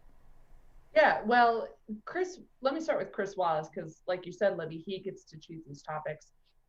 He is largely known as a straight news reporter. His career is not from Fox News on up. He's worked at other major network stations, including ABC. And, you know, as Aaron Blake said earlier, he's given the president really tough interviews. But when he came out with these topics, it made Democrats concerned that there was going to be a little bit of, our colleague Jeremy Barr called it Fox News framing in this debate. And it's because of the one you just outlined. Instead of talking about race relations in America as one massive issue, right? Like we see in polls that it's up there with coronavirus and the economy and healthcare. He's lumped it in with something that the president would much rather talk about and is arguably ballooned up out of proportion, which is violence in American cities. That was probably the bottom line from the Republican National Convention in August was, if you live in the suburbs, America, which swing voters the president wants to reach does, watch out, essentially. Some of the, you know, the looting and the rioting that kind of comes out at night at some of these protests is going to come into your cities if you let Joe Biden be president. And so there was some concern among Democrats that to put those together allows the president to avoid talking about this first very important issue that spurred, you know, protests across the nation this summer, the majority of which have largely been peaceful, according to people watching this, and gives him sort of a forward footing to talk about something he'd rather talk about, which is, again, this politics of fear, this politics of race, this politics of danger in your community coming if the Democrats win. So James Hohmann, if you're Joe Biden, what do you do with that? I think you've got to just bring it back to the core theme of the whole race, you know, for him, which is restoring the soul of America. I think I think Biden has been instructed to just bring it back to themes and then kind of project energy that when people, you know, kind of whatever the wording is, to reassure people that he's steady. You know, the president has spent months saying he's doddering, and I think that's ultimately what people are going to come away with is sort of some sense of whether he's sort of there or not there, just because that's the expectation the president has tried to set. We just saw Melania Trump, the First Lady, seated. Rhonda Colvin, it is fascinating to see the Trump family come in wearing their masks after we've seen so many Trump rallies where attendees are not wearing masks. That's right, but I don't think the choice was really up to them because the Cleveland Clinic and Case, as well as the commission, has said that everyone in attendance must wear a mask. So there was no way to get political about this. If you wanted to attend and be inside the venue, you had to wear a mask and go through other protocols, as our Joyce Koh there in Cleveland said earlier, that you have to undergo testing and take other precautions. So we're not seeing mask politics right now, but it's really just striking if you just sit and look at the monitor and look at the scene there that everyone is in a mask. That brings home that we are in a pandemic. So again, that gives Joe Biden a little bit of an edge when he can keep bringing the topics and the conversation back to President Trump, record on the coronavirus, what he said about knowing about the coronavirus and how deadly it was back in February, what he told Bob Woodward. I think the pandemic is certainly going to be the key opportunity here for Vice President Biden. Thanks so much, Rhonda. Well, we're just a moment or so away from things. James, parting thoughts from you before we watch this debate get underway. 90 minutes of debating. It's hard to believe some of the Democratic debates were 3 hours last year. I think it'll go pretty fast, especially, you know, I think Chris Wallace will bring the conversation along, but these debates are always defined by moments, you know, the revealing moments that say something bigger. And, you know, that's obviously what you always are watching for, is something that, you know, isn't just the talking points, but that says something about the mettle of these two men. And let's go to you, Amber Phillips, for final thoughts from you before this debate kicks off. Yeah, let me focus on Joe Biden. The president has made a big deal for weeks and months over the vice president's mental acuity and clarity, and he can't even put a sentence together. We've seen in a town hall a couple weeks ago that Joe Biden was able to do that. He had his stumbles, but they paled in comparison to the president unable to answer basic questions about his record on coronavirus, race relations, the Bob Woodward revelations about knowing how deadly it was. And so I'm going to watch for the contrast between those two. The president has lowered the bar so much for Biden. Does it matter if he has a couple verbal stumbles? And, is that even useful to the president politically if the president has his own issues to deal with tonight? All right. Well, thank you so much to Amber Phillips, James Hohmann, Rhonda Colvin, and all my other guests from here in the Washington Post team. The first presidential debate of the 2020 election cycle is about to begin. Stick around afterwards. We'll be right here with a panel of reporters to talk through the key moments. Let's go live now to moderator Chris Wallace.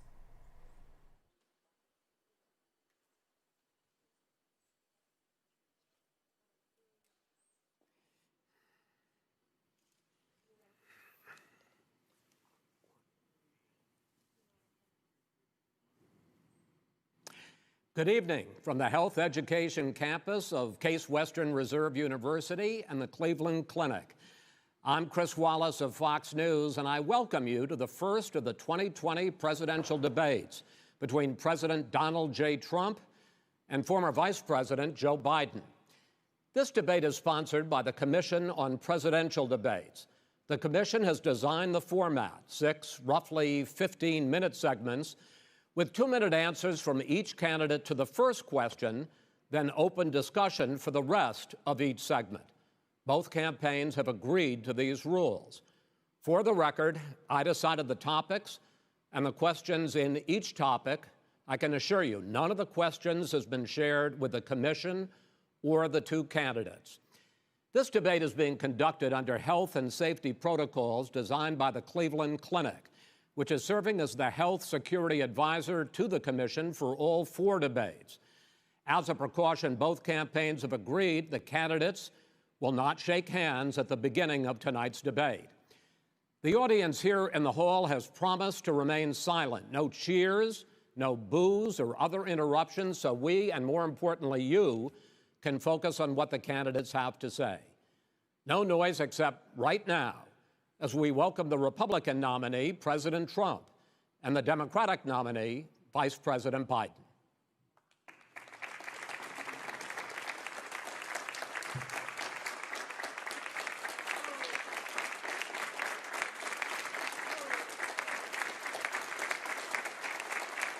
How you doing, man? How are you? I'm well.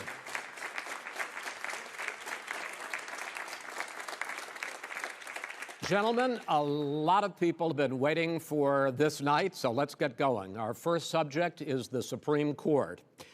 President Trump, you nominated Amy Coney Barrett over the weekend to succeed the late Ruth Bader Ginsburg on the court. You say the Constitution is clear about your obligation and the Senate's to consider a nominee to the court. Vice President Biden, you say that this is an effort by the president and Republicans to jam through an appointment and what you call an abuse of power. My first question to both of you tonight, why are you right in the argument you make and your opponent wrong? And where do you think a Justice Barrett would take the court? President Trump, in this first segment, you go first, 2 minutes. Thank you very much, Chris. I will tell you very simply, we won the election. Elections have consequences. We have the Senate, we have the White House, and we have a phenomenal nominee, respected by all, top academic, good in every way, In fact, some of her biggest endorsers are very liberal people from Notre Dame and other places. So I think she's going to be fantastic. We have plenty of time, even if we did it after the election itself. I have a lot of time after the election, as you know. So I think that she will be outstanding. She's going to be as good as anybody that has served on that court. We really feel that. We have a professor at Notre Dame, highly respected by all, said she's the single greatest student he's ever had. He's been a professor for a long time at a great school. And we won the election, and therefore we have the right to choose her. And very few people knowingly would say otherwise. And by the way, the Democrats, they wouldn't even think about not doing it. If they had, the only difference is they'd try and do it faster. There's no way they would give it up. They had Merrick Garland, but the problem is they didn't have the election, so they were stopped. And probably that would happen in reverse also. Definitely would happen in reverse. So we won the election, and we have the right to do it, Chris. President Trump, thank you. Same question to you, Vice President Biden. You have 2 minutes. Well, first of all, thank you for doing this, and looking forward to this, Mr. President. Thank you, Joe. The American people have a right to have a say in who the Supreme Court nominee is, and that say occurs when they vote for a United States senators and when they vote for the President of the United States. They're not going to get that chance now because we're in the middle of an election already. The election has already started. Tens of thousands of people have already voted. And so the thing that should happen is we should wait. We should wait and see what the outcome of this election is, because that's the only way the American people get to express their view is by who they elect as president and who they elect as vice president. Now, what's at stake here is the president's made it clear he wants to get rid of the Affordable Care Act. He's been running on that, he ran on that, and he's been governing on that. He's in the Supreme Court right now trying to get rid of the Affordable Care Act, which will strip 20 million people from having insurance, health insurance now, if it goes into court. And the justice, and I have nothing, I'm not opposed to the justice, she seems like a very fine person. But she's written before she went on the bench, which is her right, that she thinks that the Affordable Care Act is not constitutional. The other thing that's on the court, and if it's struck down, what happens? Women's rights are fundamentally changed. Once again, a woman could be pay more money because she has a pre-existing condition of pregnancy. They were able to charge a woman more for the same exact procedure a man gets. And that ended when we, in fact, passed the Affordable Care Act. And there's 100 million people who have pre-existing conditions, and they'll be taken away as well. Those pre-existing conditions, the insurance companies are going to love this. And so it's just not appropriate to do this before this election. If he wins the election and the Senate is Democrat or Republican, then he goes forward. If not, we should wait until February. All right. There aren't 100 million people with pre-existing conditions. As far as the say is concerned, the people already had their say. Okay, Justice Ginsburg said very powerfully, very strongly, at some point, 10 years ago or so, she said a president and the Senate is elected for a period of time, but a president's elected for 4 years. We're not elected for 3 years. I'm not elected for 3 years. So we have the Senate, we have a president. He's elected to the next during election. that period of time, we have an opening. I'm not elected for 3 years. I'm elected for 4 years. And the 100 million people, Joe, the 100 million people is totally wrong. I don't know where you got that number. The bigger problem that you have is that you're going to extinguish 180 million people with their private health care that they're very That's happy with. That's simply not true. Well, you're certainly going to socialist. You're going to socialist medicine. We're now into, gentlemen, we're now into open discussion. Open discussion. Open discussion. Yes, I agree. Go ahead, Vice President. Number one, he knows that what I proposed. What I proposed is that we expand Obamacare and we increase it. We do not wipe any, and one of the big debates we had with 23 of my colleagues trying to win the nomination that I won, were saying that Biden wanted to allow people to have private insurance still. They can. They do. They will under my proposal. It's not what you've said, But and it's not what your party has said. That is simply your party a lie. doesn't say it. Your party wants to go socialist medicine. My party is and me. socialist right healthcare. now, I am and the they're going to Democratic dominate Party. you, Joe. You know that. I am the Democratic Party right now. The platform of the Not according Democratic to Party Harris. is what I, in fact, approved of.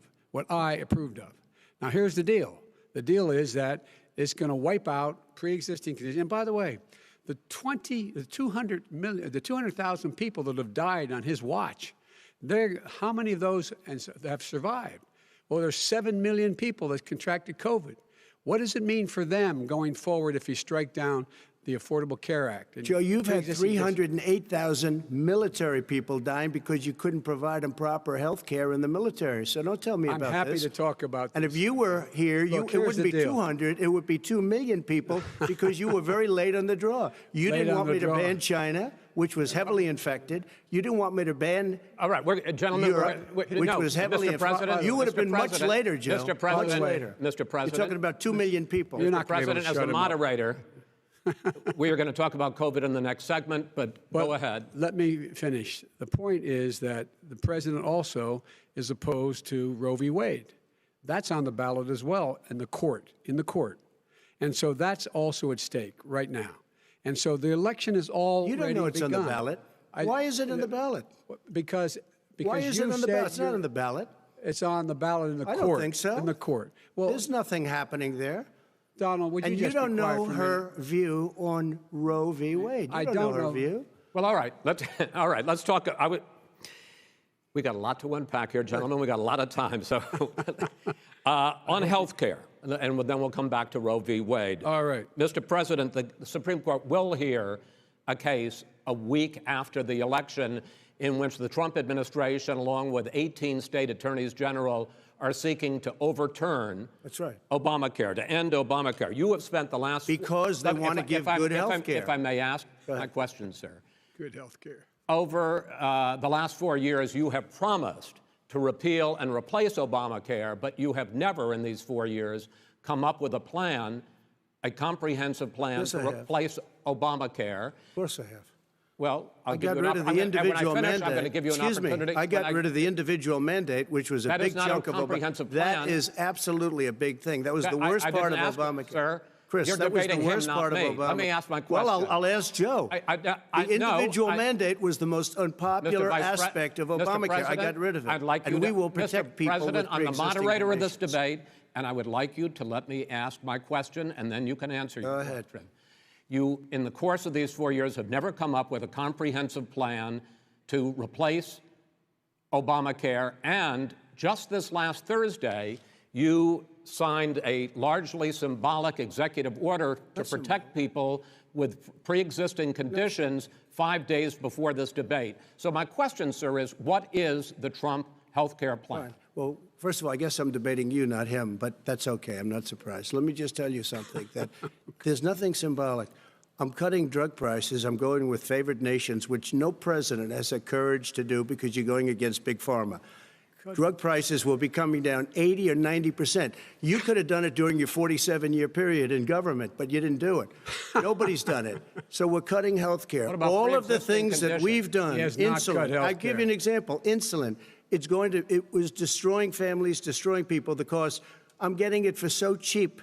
It's like water. You want to know the truth? So cheap. Take a look at all of the drugs what we're doing, prescription drug prices. We're going to allow our governors now to go to other countries to buy drugs because When in they fact- pay just a tiny fraction. As I say, of this what is we do. open discussion. No, Let but me this ask is you about, big. this This you'll be is happy, big stuff. Sir, you'll be happy. I'm about to pick up on one of your points to ask the Vice President, which is he points out that you would like to add a public option to Obamacare. And Yes. the argument that he makes and other Republicans make is that that is going to end private insurance. It is and not. well, if I sorry. can ask you the question, it will Not end what your party says, by the way. it will end private insurance and create a government takeover of health care. It does not. It's only for those people who are so poor they qualify for Medicaid. They can get that free in most states, except governors who want to deny people who are poor Medicaid. Anyone who qualifies for Medicare would Medicaid would automatically be enrolled in the public option. The vast majority of the American people would still not be in that option, number one. Joe, you Number agreed two. with Bernie Number- Sanders, who's I far did- left, on the manifesto, When we you- call it. when And that manifest- gives you socialized medicine. Look, hey, Are you saying I'm not you going to didn't listen agree? to him. The fact of the matter is, I beat Bernie Sanders. Not by much. I beat him a whole hell of a lot. I'm Not here. by I'm here much. standing facing you, old buddy. Pocahontas would have left Well, 2 I days tell early. you, You would have lost every primary. All he knows how to on do Super is hurt. Tuesday. You got Look, very lucky. here's the deal. I got very lucky. I'm going to get very lucky tonight as well. And tonight I'm going to With make what? sure because With what? here's the deal. Here's the deal. The fact is that everything he's saying so far is simply a lie. I'm not here to call out his lies. Everybody knows he's a liar. But you I just want to make sure. Joe, you're the liar. I want to make sure. Graduated last in your class, not first in your class. I want to make Mr. sure. President, can you let him finish, sir? No, he doesn't know how to do that. He has, You'd be surprised. You pick You'd be surprised. the Go ahead, wrong Joe. guy, Go, the wrong Joe, night at go. the wrong time. Listen, you agreed with Here's the Bernie deal. Sanders to the The manifesto. whole idea. Let him. There is no manifesto. Number Please one. let him speak, Mr. Number President. two. You just lost the left. Number two. You just lost the left. You agreed with Bernie Sanders on a plan. Folks, absolutely folks, agreed do you have to, any and under that idea plan, what you have this clown's socialized, doing? They call it Mr. Do you have any President. do? Socialized medicine. Mr. Well, President. I tell you what, he is not for any help for people needing health care because because he in fact already has cost 10 million people their health care that they had from their employers because of his recession. Number one. Number two, there are 20 million people getting health care through Obamacare now that he wants to take it away. He won't ever look you in the eye and say that's what he wants to do. Take it away. No, I want to give them better health care at a much lower price because and by Obamacare the way, he doesn't is know no how. good. He doesn't know how I've to do already that. fixed it. He has never I've offered already a plan. fixed it to an extent. He has never Obamacare, done a as single you might thing. know, but probably don't. Gentlemen, you realize if you're both speaking at the it's no same good, time, and it's too expensive. let the president. Go ahead, sir. Obamacare is no good. We made it better, and I had a choice to make very early on. We took away the individual mandate. We guarantee pre-existing conditions, but took away the individual mandate. Listen, this is the way it is. And that destroyed, they shouldn't even call it Obamacare. Then I had a choice to make. Do I let my people run it really well or badly? If I run it badly, they'll probably blame him, but they'll blame me. But more importantly, I want to help people, okay? I said, you got to run it so well. That's what he's and I known just had a meeting with them. They said, the problem is no matter how well you run Obamacare, it's a disaster. It's too expensive. Okay. Premiums are too high, and it doesn't work. So we do want to get rid of it. Chris, we want to get rid of it. I understand it, sir, but I have to give you roughly equal time. Good. Please let the vice president talk. Good. He has no plan for health care. Of course we do. He sends out wishful thinking. He has executive orders that have no power. He hasn't lowered drug costs for anybody. He's been promising a health care plan since he got elected. He has none, like almost everything else he talks about. He does not have a plan. He doesn't have a plan. And the fact is, this man doesn't know what he's talking about. All right. He's I have one final question for you, Sure. Mr. Vice President. If Senate Republicans, we were talking originally about the Supreme Court here, if Senate Republicans go ahead and confirm Justice Barrett, there has been talk about ending the filibuster or even packing the court, adding to the 9 justices there. You call this a distraction by the president, but in fact it wasn't brought up by the president. It was brought up by some of your Democratic colleagues in the Congress. So my question to you is, you have refused in the past to talk about it. Are you willing to tell the American people tonight whether or not you will support either ending the filibuster or packing the court? Whatever position I take on that, that'll become the issue. The issue is the American people should speak. You should go out and vote. You're in voting now. Vote and let your senators know how strongly you feel.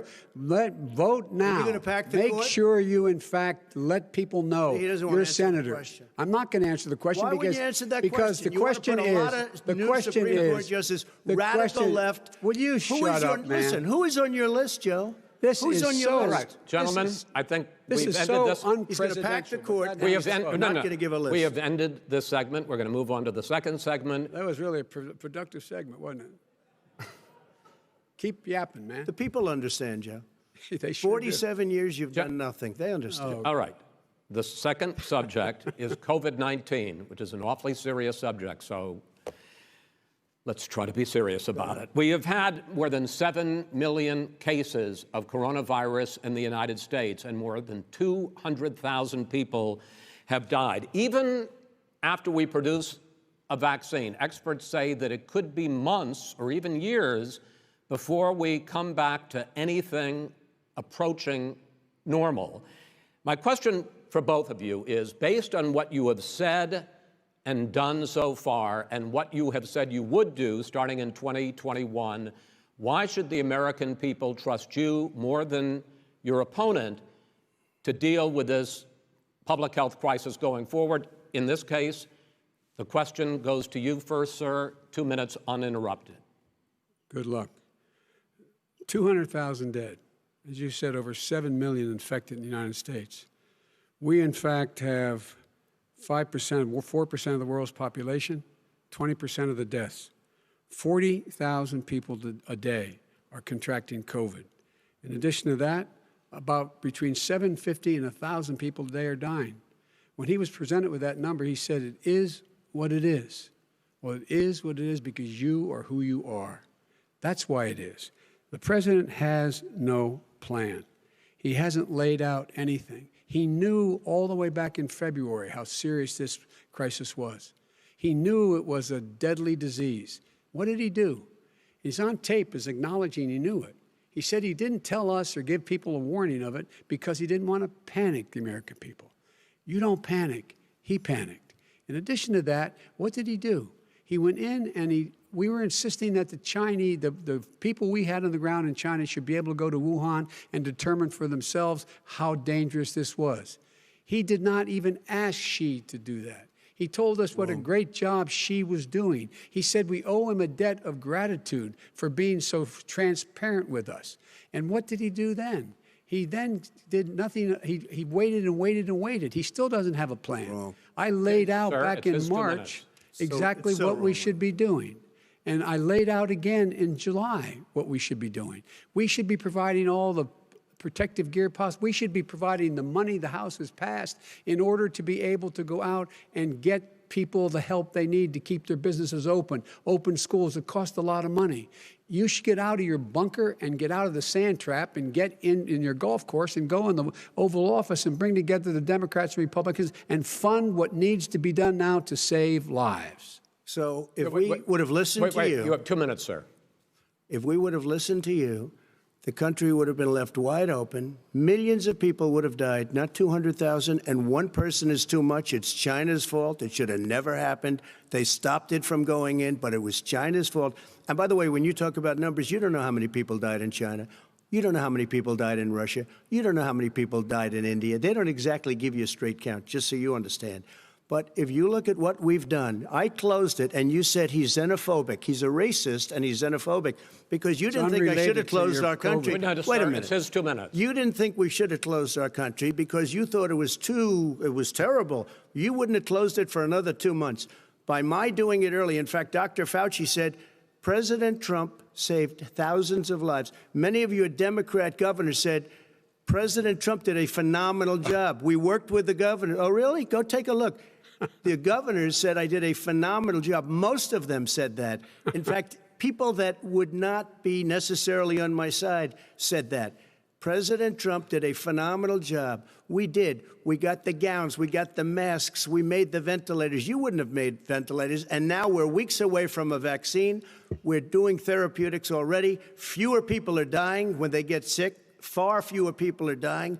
We've done a great job. The only thing I haven't done a good job, and that's because of the fake news.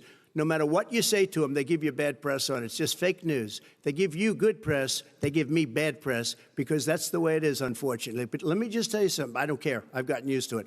But I'll tell you, Joe, you could never have done the job that we did. You don't have it in your blood. You could have never done that job. I know how to do the job. I know how to get the job Well, you done. didn't do very well in swine flu. H1N1, you were a disaster. Your own chief of staff said you were a disaster. 14,000 people died, not 200,000. There was no economic recession. Sir, you made a there was no recession. You made a point. Let him answer. And there was we didn't shut down the economy.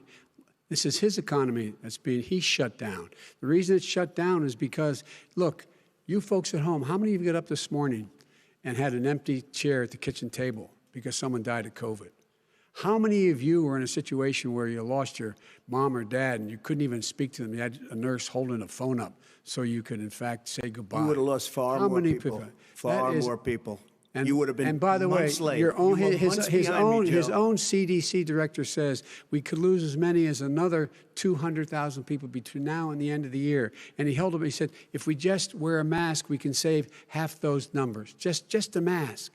And by the way, in terms of the whole notion of a vaccine, We're for a vaccine, but I don't trust him at all, nor do you. I know you don't. What we trust is a scientist. You don't we trust Dr. Johnson Fauci. & Johnson, Pfizer? Okay, by the way, gentlemen, let me move on to questions about the future, because you both have touched on two of the questions I'm going to ask. Focusing on the future first, President Trump, you have repeatedly either contradicted or been at odds with some of your government's own top scientists. The week before last, the head of the Centers for Disease Control, Dr. Redfield, said it would be summer before the vaccine would become generally available to the public. You said that he was confused and mistaken. Those were your two words. Yeah. But Dr. Slaoui, the head of your Operation Warp Speed, has said exactly the same thing. Are they both wrong? Well, I've spoken to the companies, and we can have it a lot sooner. It's a very political thing because people like this would rather make it political than save lives. It is a very political thing. I've spoken to Pfizer. I've spoken to all of the people that you have to speak to. We have great Moderna, Johnson & Johnson, and others. They can go faster than that by a lot. Become very political because the left, or I don't know if I call them left, I don't know what I call them. So you're suggesting that the head of your Operation Warp Speed, Dr. Slaoui? I disagree with him. Yeah, no, I disagree with both of them.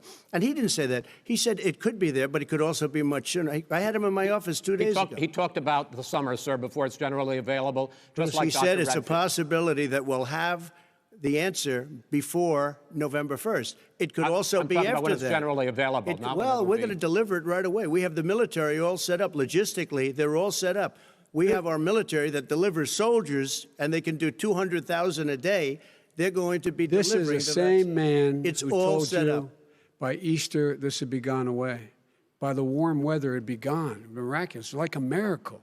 And by the way, maybe you could inject some bleach in your arm, and that would take care of it. This is the same man. That was said sarcastically, and you know that. That was said sarcastically. And so here's the deal. This man is talking about a vaccine. Every serious company is talking about maybe having a vaccine done by the end of the year. But the distribution of that vaccine will not occur until sometime beginning or the middle of next year to get it out, if we get the vaccine. And pray God we will. Pray God we will. Mr. Vice President, I want to pick up, though. You'll have the vaccine sooner I want to than pick that. up on this question, though. You say the public can trust the scientists, but they can't trust President Trump. In fact, you said that again tonight. Your running mate, Senator Harris, goes further, saying the public health experts, quote, will be muzzled, will be suppressed. Given the fact that polls already show that people are concerned about the vaccine and are reluctant to take it, are you and your running mate, Senator Harris, contributing to that fear? No more than the question you just asked him. You pointed out. He puts pressure and disagrees with his own scientists. But you're saying Everybody you can't, or knows. Senator And Harris is saying you can't trust the scientists. No, you can trust the scientists. She didn't say that. You can't trust She said the public health experts, quote, will be muzzled, will be suppressed. Well, that's what he's going to try to do. But there's millions of scientists, there's thousands of scientists out there, like here at this great hospital, that don't work for him. Their job doesn't depend on him. That's not, they're the people, and by the way. I spoke to the scientists that are in charge. By the way. They will have the vaccine very soon. Let him finish. Do you believe for a moment what he's telling you in light of all the lies he's told you about the whole issue relating to COVID? He still hasn't even acknowledged that he knew this was happening, knew how dangerous it was going to be back in February, and he didn't even tell you. He's on record as saying it. He panicked or he just looked at the stock market, one of the two, because guess what? A lot of people died, and a lot more are going to die unless he gets a lot smarter, a lot quicker. Mr. President? Did you use the word smart? So you said you went to Delaware State, but you forgot the name of your college. You didn't go to Delaware State. You graduated either the lowest or almost the lowest in your class. Don't ever use the word smart with me. Don't ever use that word. Oh, give me a break. Because you know what? There's nothing smart about you, Joe. 47 years you've done nothing. Let's have this debate. And if you would have had, let me just tell you something, Joe. If you would have had the charge of what I was put through, I had to close the greatest economy in the history of our country. And by the way, now it's being built again. We're going to get to the economy in the next segment, sir. Okay.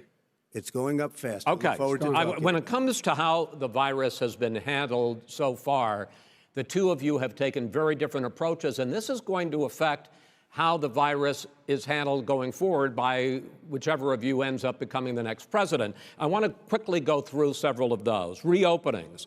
Vice President Biden, you have been much more reluctant than President Trump about reopening the economy and schools. Why, sir? Because he doesn't have a plan. If I were running, I know what the plan is. You've got to provide these businesses the ability to have the money to be able to reopen with the PPE as well as with the sanitation they need. You have to provide Tell that them to Nancy plastic. Pelosi. Well, he's just shush for a minute. Tell it to Nancy Pelosi. And Schumer, by the Brian way, Chuck. Nancy Pelosi and Schumer, they have a plan. He won't even meet with them. The Republicans won't meet with him in the Senate. And he sits on his golf course. And I mean, literally, think about it. You probably play more than I do, Joe.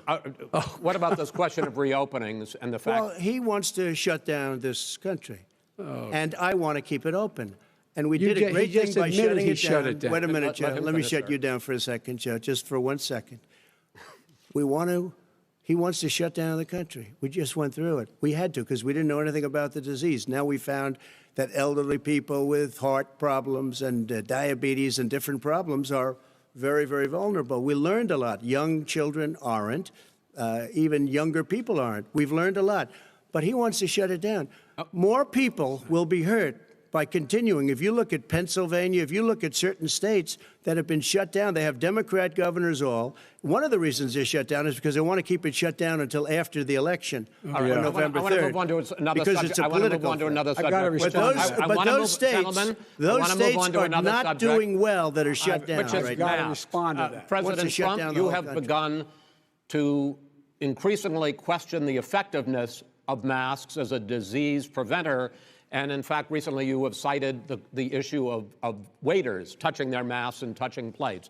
Are you questioning No, I think the masks efficacy are okay. of You have masks? to understand, if you look, I mean, I have a mask right here. I put a mask on, when I think I need it. Tonight, as an example, everybody's had a test, and you've had social distancing and all of the things that you have to. But I wear masks when needed. When needed, I wear masks. Okay, let me ask. I don't wear masks like him. Every time you see him, he's got a mask. He could be speaking 200 feet away from it. He shows up with the biggest mask I've ever seen. I will say this. Vice President Biden, go ahead, sir. Look, the way to open businesses is give them the wherewithal to be able to open. We provided money. The Congress. But I was asking you, sir, about masks. Well, masks make a big difference. His own head of the CDC said if we just wore masks between now, everybody wore masks in social distance between now and January, we'd probably save up to 100,000 lives. It matters. And they've also said the opposite. They've also said no serious person said the opposite. Well, look serious. at Dr. Fauci. Dr. Fauci said the opposite. He did not say the opposite. We got a little bit more than a minute left in this segment. Masks are not good. Then he changed his mind. He said masks are good. I'm okay with masks. I want to ask you both about one last subject because your different approaches has even affected the way that you have campaigned. President Trump, you're holding large rallies with crowds packed together, thousands of people. Outside, yes, sir, agreed. Vice President Biden, you are holding much smaller events with... Because nobody will show up. People with... Well, it's true. Nobody shows up to his rallies. All right. In any case, why you holding the big rallies? Why you not? You go first, sir. Because people want to hear what I have to say. I mean, but are you not worried about it spreading disease? President, and I'll have 35,000 people show up at airports. We use airports. Are you not worried about the disease We have a lot of issues, people. Sir? Well, so far, we have had no problem whatsoever. It's outside. That's a big difference, according to the experts. And we do them outside. We have tremendous crowds, as you see. I mean, and literally on 24 hours notice.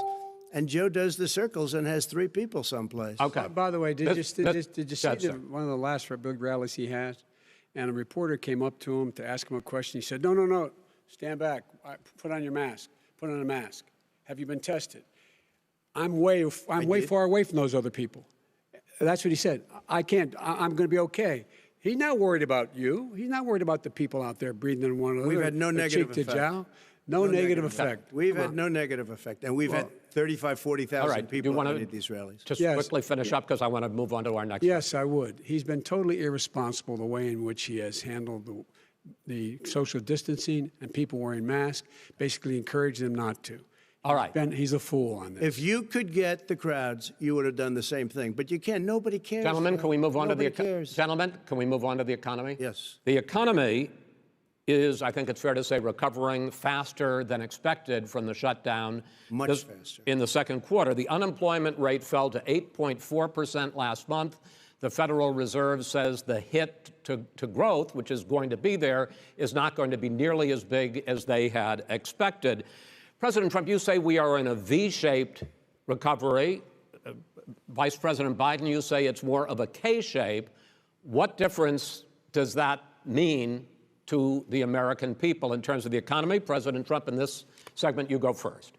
So we built the greatest economy in history. We closed it down because of the China plague. When the plague came in, we closed it down, which was very hard psychologically to do. He didn't think we should close it down, and he was wrong. And again, 2 million people would be dead now instead of still 204,000 people is too much. One person is too much. Should have never happened from China. But what happened is we closed it down, and now we're reopening, and we're doing record business. We had 10.4 million people in a 4-month period that we've put back into the workforce. That's a record the likes of which nobody's ever seen before. And he wants to close down he will shut it down again. He will destroy this country. You know, a lot of people, between drugs and alcohol and depression, when you start shutting it down, you take a look at what's happening at some of your Democrat-run states where they have these tough shutdowns. And I'm telling you, it's because they don't want to open it. One of them came out last week. You saw that. Oh, we're going to open up on November 9th. Why November 9th? Because it's after the election. They think they're hurting us by keeping them closed. They're hurting people. People know what to do. They can social distance. They can wash their hands. They can wear masks. They can do whatever they want. But they got to open these states up.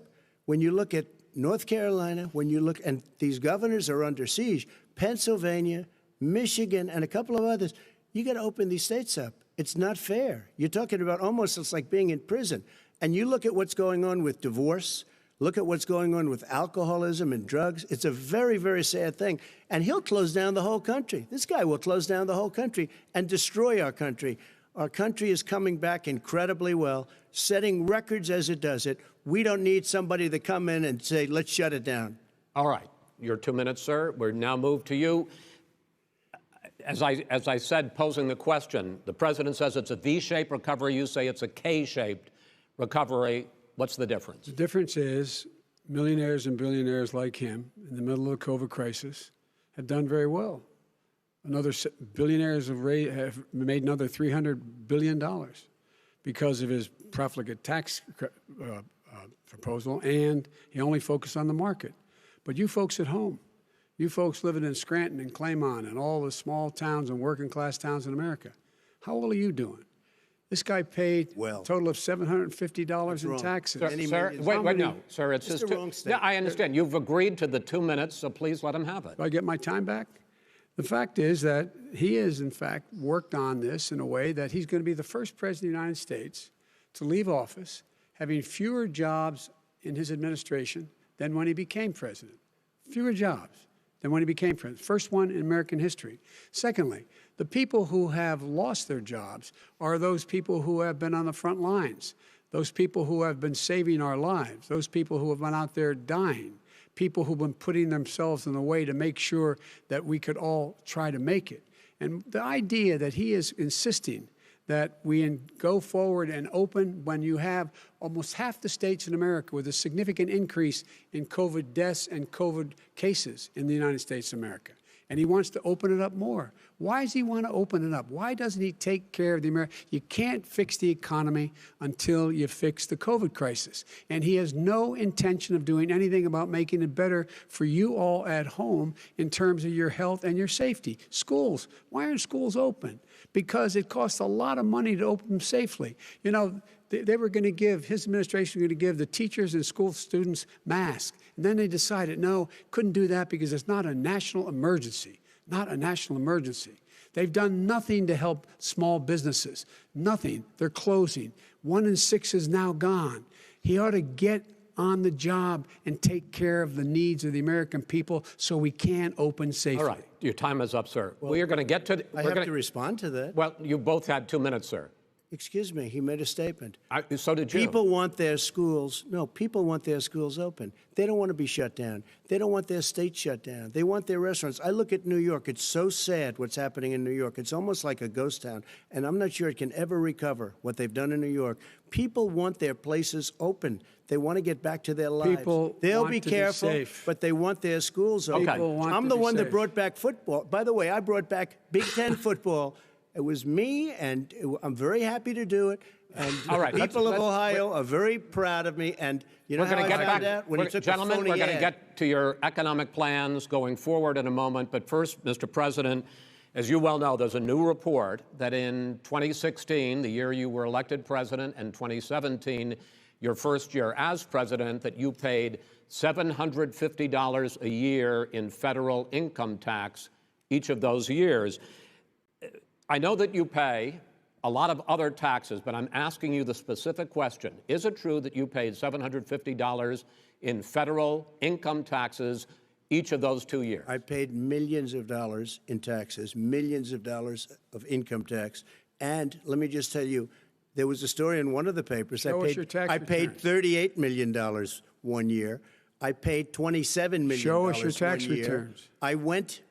you'll see it as soon as it's finished. You'll see it. You know, if you want to go to the Board of Elections. There's a 118-page or so report that says everything I have, every bank I have, I'm totally under-leveraged because the assets are extremely good, and we have a very, I built Sir, a great I'm asking company. you a specific question, which But is... let me tell you... I understand all of that. I understand all of that. But no, Mr. President. Go ahead. I'm asking you a question. Will you tell us how much you paid in federal income taxes in 2016 and 2017? Millions of dollars. You paid millions of dollars? Millions of dollars, So yes. not 750? Millions of dollars, and you'll get to see it. And you'll get to see it. But let me just tell you, Chris, let me just tell you something, that it was the tax laws. I don't want to pay tax. Before I came here, I was a private developer. I was a private business people. Like every other private person, unless they're stupid, they go through the laws, and that's what it is. He passed a tax bill that gave us all these privileges for depreciation and for tax credits. We build a building and we get tax credits, like the hotel on Pennsylvania Avenue. You get a massive, which, by the way, was given to me by the Obama administration, if you can believe that. Now, the man got fired right after that happened. But Vice President Biden, you want to respond? Yeah, I do want to respond. Look, the tax code that made him, put him in a position that he pays less tax than a school teacher makes on the money a school teacher makes, is because of him he says he's smart because he can take advantage of the tax code. And he does take advantage of the tax code. That's why I'm going to eliminate the Trump tax cuts. And I'm going to eliminate those tax cuts and make sure that we invest in the people who, in fact, need the help. People out there need help. But why didn't you do it over the last 25 years? Because you weren't president. Because you weren't president screwing things up. You were a senator. And You're by the way, worst you were president America has ever had. Hey, Come Joe, on. let me just tell you, Joe. I've done more in 47 months. I've done more than you've done in 47 years, Joe. We've done things that you never even thought of doing, including fixing the broken military that you gave me, including taking care of your vets. Mr. President, we're talking about the economy. I'd like to ask you about your plans going forward, because, Mr. Vice President, your economic plan, if you were to be elected president, focuses a lot on big government, big taxes, big spending. I want to focus first on the taxes.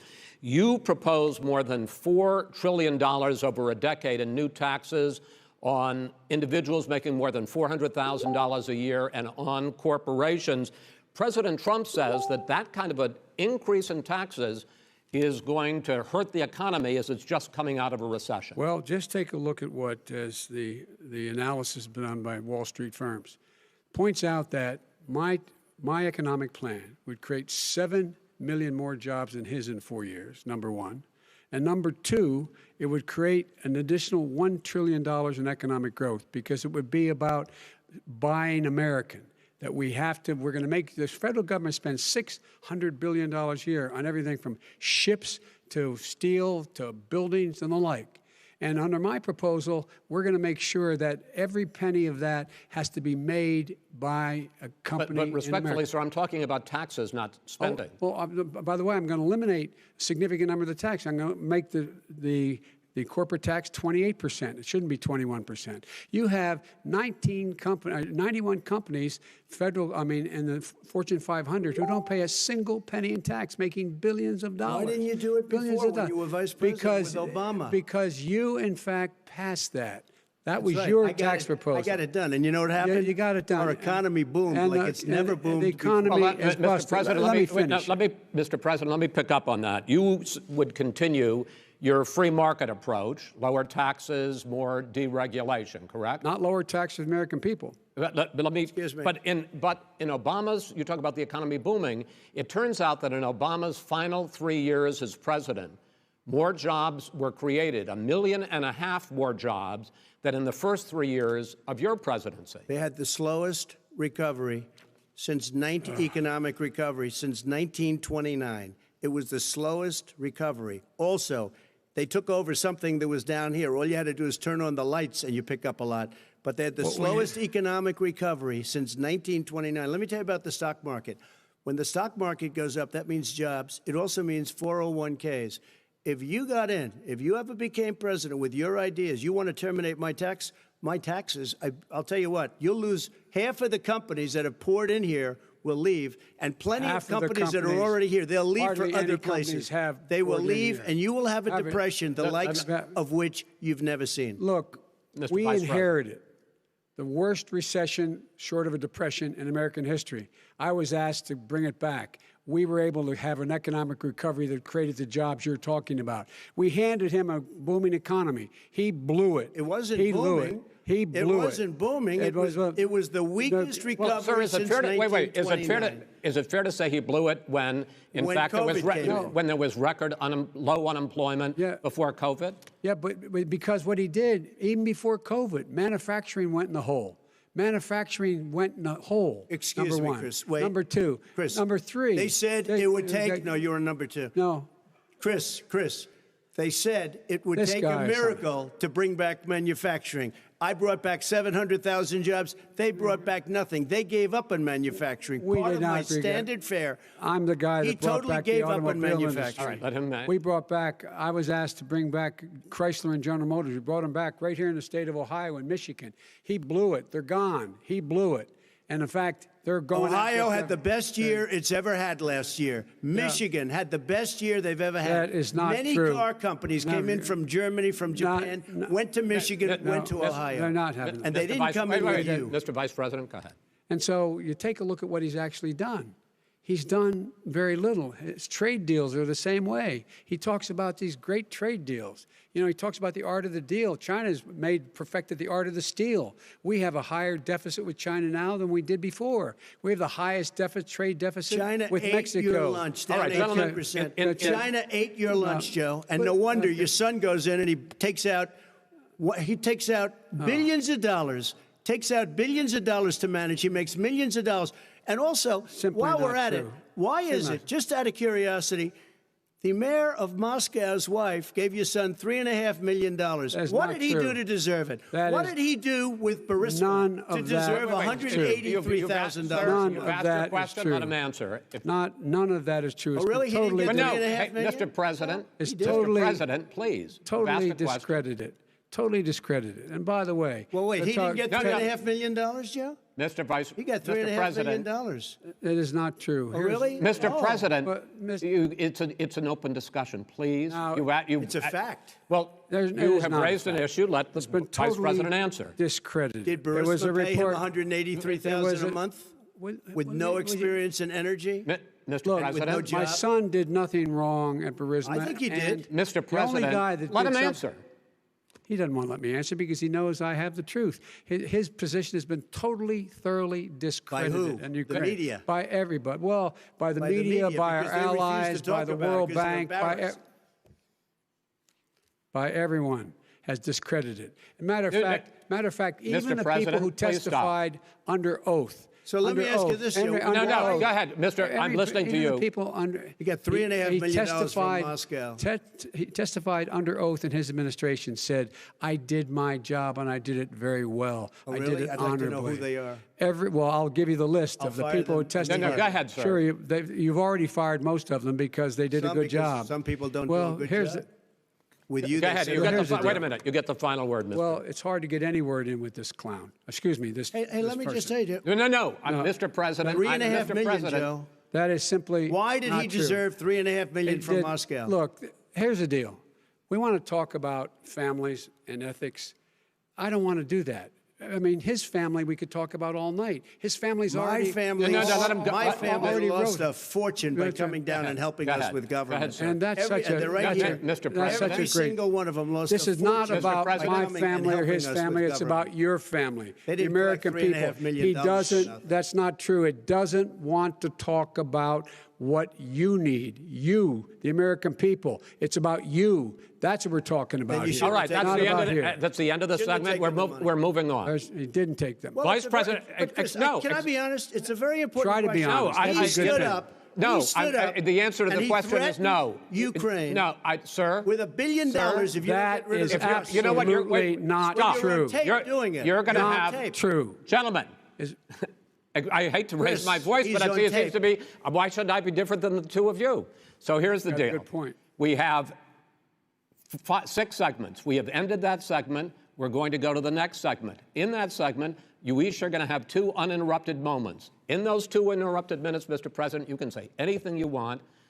I'm going to ask a question about race, but if you want to answer about something else, go ahead. But I think that the country would be better served if we allowed both people to speak with fewer interruptions. I'm appealing to you, sir, to do that. Well, and him too. Well, frankly, you've been doing more interrupting Well, that's than he all right, has. but he does plenty. Well, less than, sir, less there's than. plenty. No, less than you have. Let's please continue on.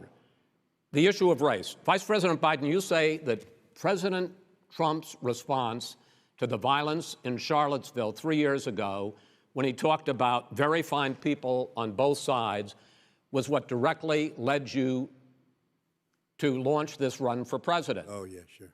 President Trump, you have often said that you believe you have done more for Black Americans than any president, with the possible exception of Abraham Lincoln. My question for the two of you is, why should voters trust you rather than your opponent to deal with the race issues facing this country over the next 4 years? Vice President Biden, you go first.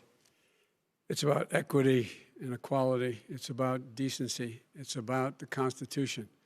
And we have never walked away from trying to require equity for everyone, equality for the whole of America. But we've never accomplished it. But we've never walked away from it like he has done. It is true. The reason I got in the race is when those people, close your eyes, remember what those people look like coming out of the fields carrying torches, their veins bulging, just spewing anti-Semitic bile, and accompanied by the Ku Klux Klan. A young woman got killed.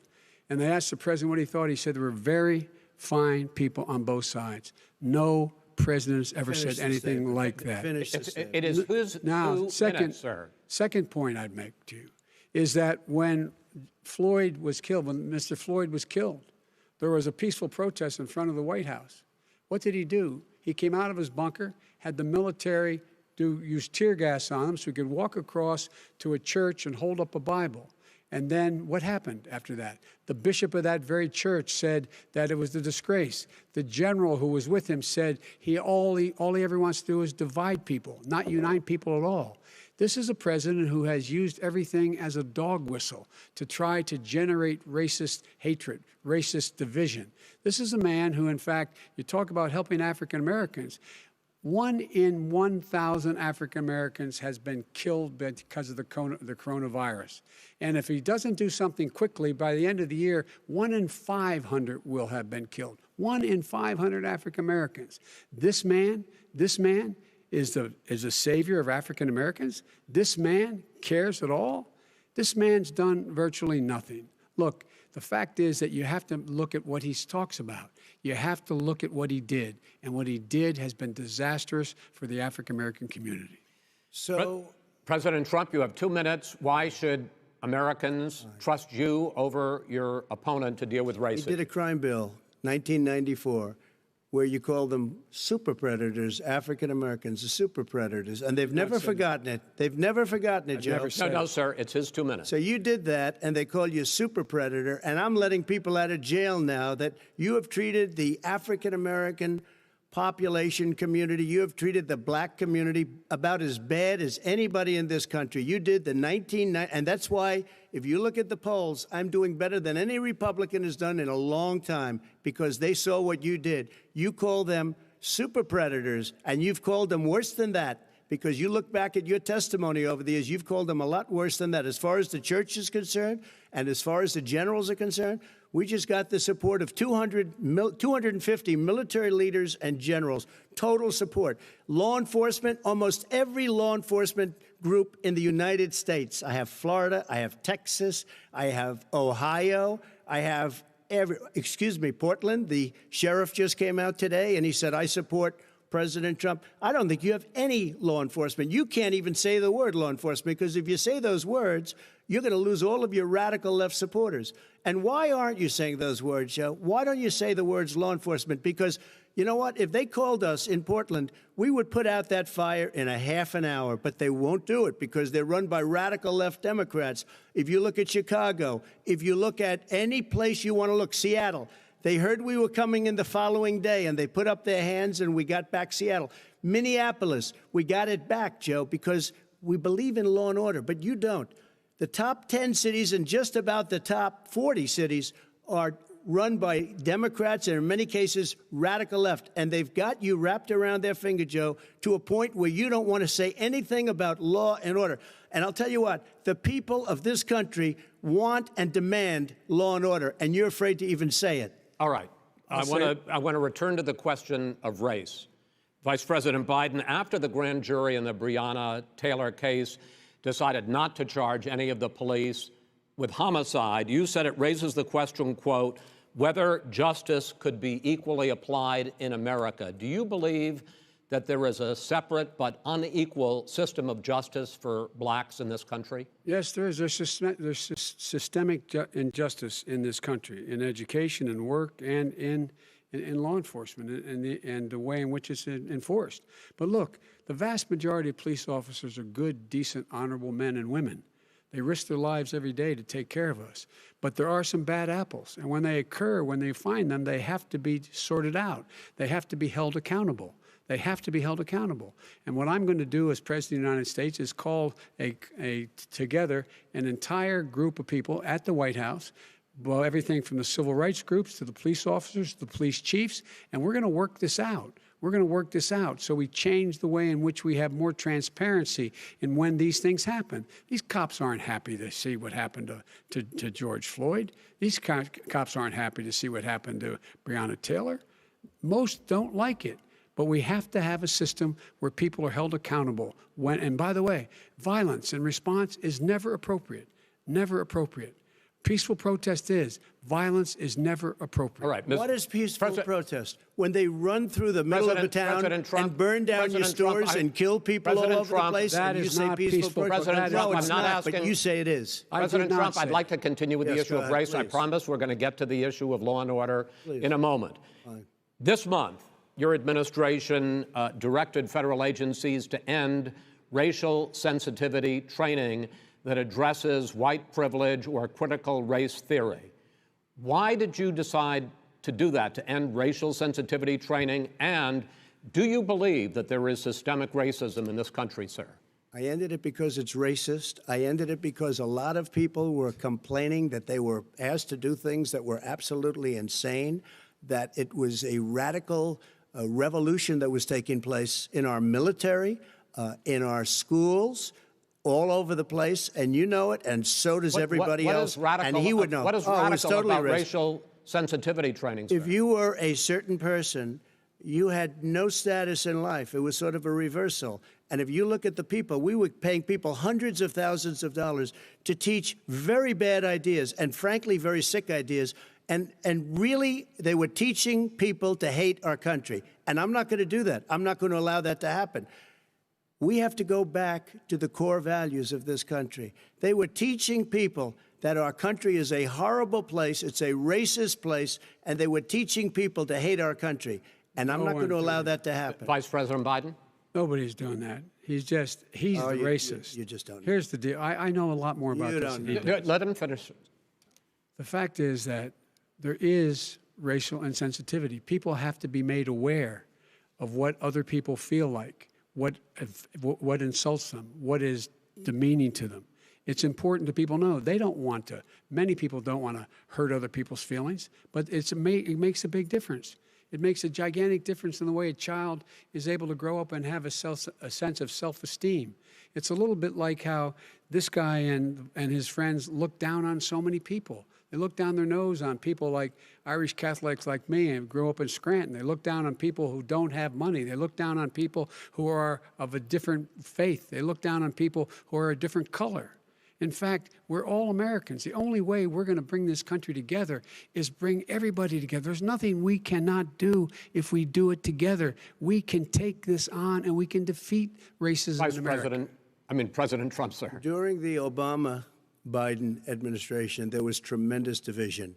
There was hatred. You look at Ferguson, you go to many places. Look at Oakland. Look what happened in Oakland. Look what happened in Baltimore. Look what happened. Frankly, it was more violent than what I'm even seeing now. Oh, my but Lord. The reason is that ridiculous. the Democrats that run these Absolutely cities ridiculous. don't want to talk like you about law and order. Violent and you crime, still haven't mentioned. violent Are you crime. in favor of law and order? I'm in favor of law. You follow it. Are you in favor of law and order? Go yes, ahead, I'm say in it. favor. You asked a question, let him finish. Law and order. Law and order. Let him answer. Law and order with justice, where people get treated fairly. Okay. And the fact of the matter is, violent crime went down 17%, 15% in our administration. All right. It's gone up on his watch. Went down much more in ours. All right, we're now. Mr. President, you're going to. Mr. President, every record in the Mr. book. President, you're going to be very happy because we're now going to talk about law and order. Places we had trouble were Democratic-run cities. That's exactly my question. There has been a dramatic increase in homicides in America this summer, particularly, and you often blame that on Democratic mayors and Democratic governors, but in fact, there have been equivalent spikes in Republican-led cities like Tulsa and Fort Worth. So the question is this really a party issue? I think it's a party issue. You can bring in a couple of examples, but if you look at Chicago, what's going on in Chicago, where 53 people were shot and 8 died, shot. If you look at New York, where it's going up like nobody's ever seen anything, the numbers are going up 100, 150, 200%.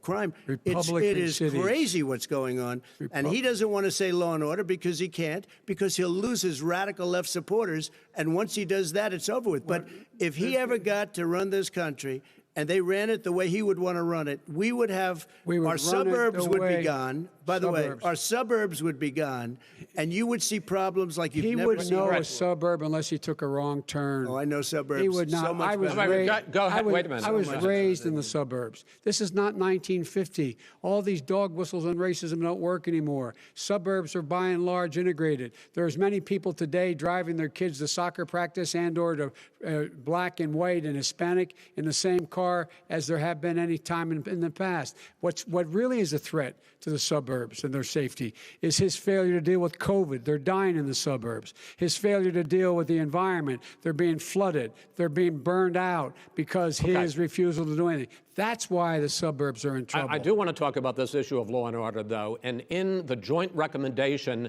that came from the Biden-Bernie Sanders task force, you talked about, quote, reimagining policing. First of all, what does reimagining policing mean, and do you support? It means. Let me, if I might finish the question. What does reimagining policing mean, and do you support the Black Lives Matter call for community control of policing? Look, what I support is the police having the opportunity to deal with the problems they face. And I'm totally opposed to defunding the police offices. As a matter of fact, local police, the only one defunding it, his budget calls for a $400 million cut in local law enforcement assistance. They need more assistance. They need, when they show up for a 9/11 call, to have someone with them as a psychologist or psychiatrist to keep them from having to use force and be able to talk people down. We have to have community policing like we had before, where the officers get to know the people in the communities. That's when crime went down. It didn't go up, it went down. And so we have to be engaged. That's not what they're talking about, Chris. That's not what they're talking about. He's talking about defunding the police. That is not true. He doesn't have any law support. Look, he has no law enforcement support. That's not true. Almost nothing. Look. Really, who do you have? Name one group that supports you. Name one group that came out and supported you. Go Look, ahead. look. Think. We have time. We don't have time to do No, anything. think so about listen, it. look, Name folks, one law enforcement group that came out and I supported think, gentlemen, you, I think Joe. I'm going to take back the There moderator's aren't. I don't role, think there and are any. I want to get to another subject, which is the issue of protests in many cities that have turned violent. In Portland, Oregon, especially, we had more than 100 straight days of protests, which I think you would agree. You talk about peaceful protests. Many of those turned into riots. Mr. Vice President, you say that people who commit crimes should be held accountable. The question I have, though, is as the Democratic nominee, and earlier tonight you said that you are the Democratic Party right now, have you ever called the Democratic mayor of Portland or the Democratic governor of Oregon and said, hey, you got to stop this, bring in the National Guard, do whatever it takes, but you stop the days and months of violence in Portland? I don't hold public office now. I am a former vice president. I've made it clear in my public statements that the violence should be prosecuted. It should be prosecuted, and anyone who commits it. But should you've be never prosecuted. called for the people, the leader. Excuse me, sir.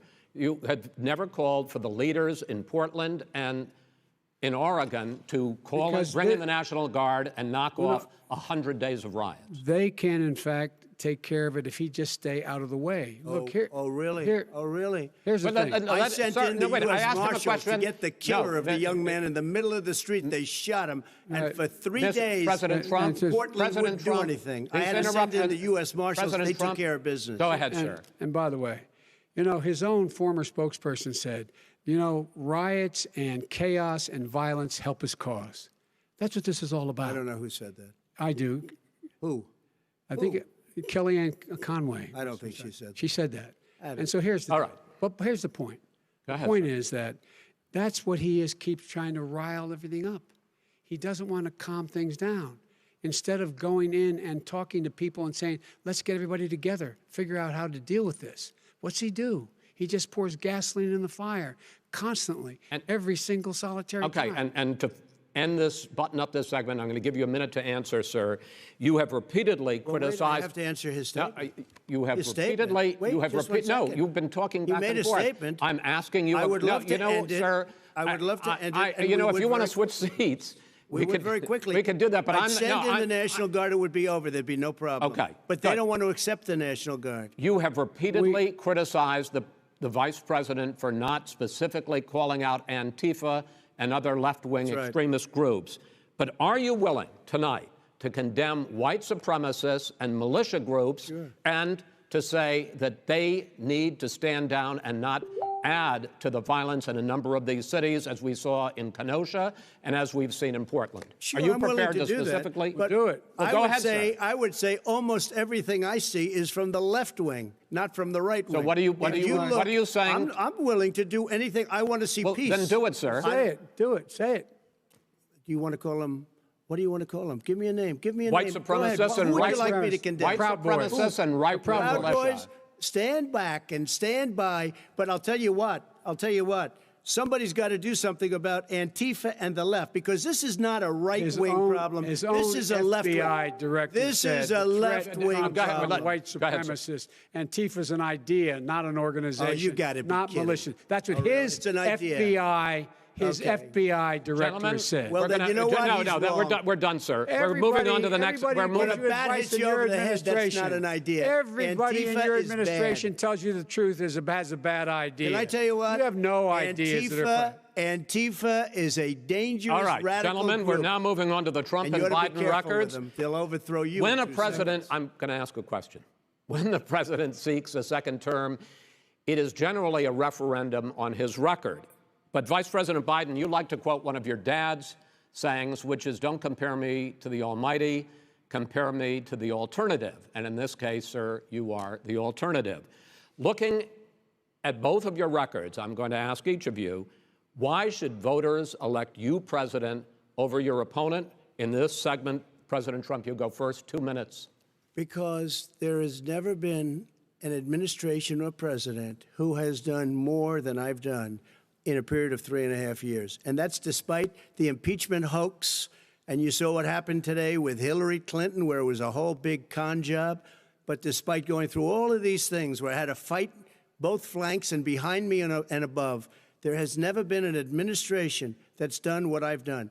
The greatest, before COVID came in, the greatest economy in history, lowest unemployment numbers. Everything was good. Everything was going. And by the way, there was unity going to happen. People were calling me for the first time in years. They were calling and they were saying, it's time maybe. And then what happened? We got hit, but now we're building it back up again.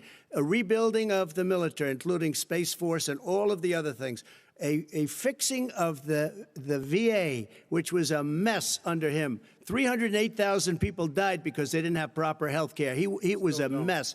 And we now got a 91% approval rating at the VA, our vets. We take care of our vets. But we've rebuilt our military. The job that we've done, and I'll tell you something, some people say maybe the most important.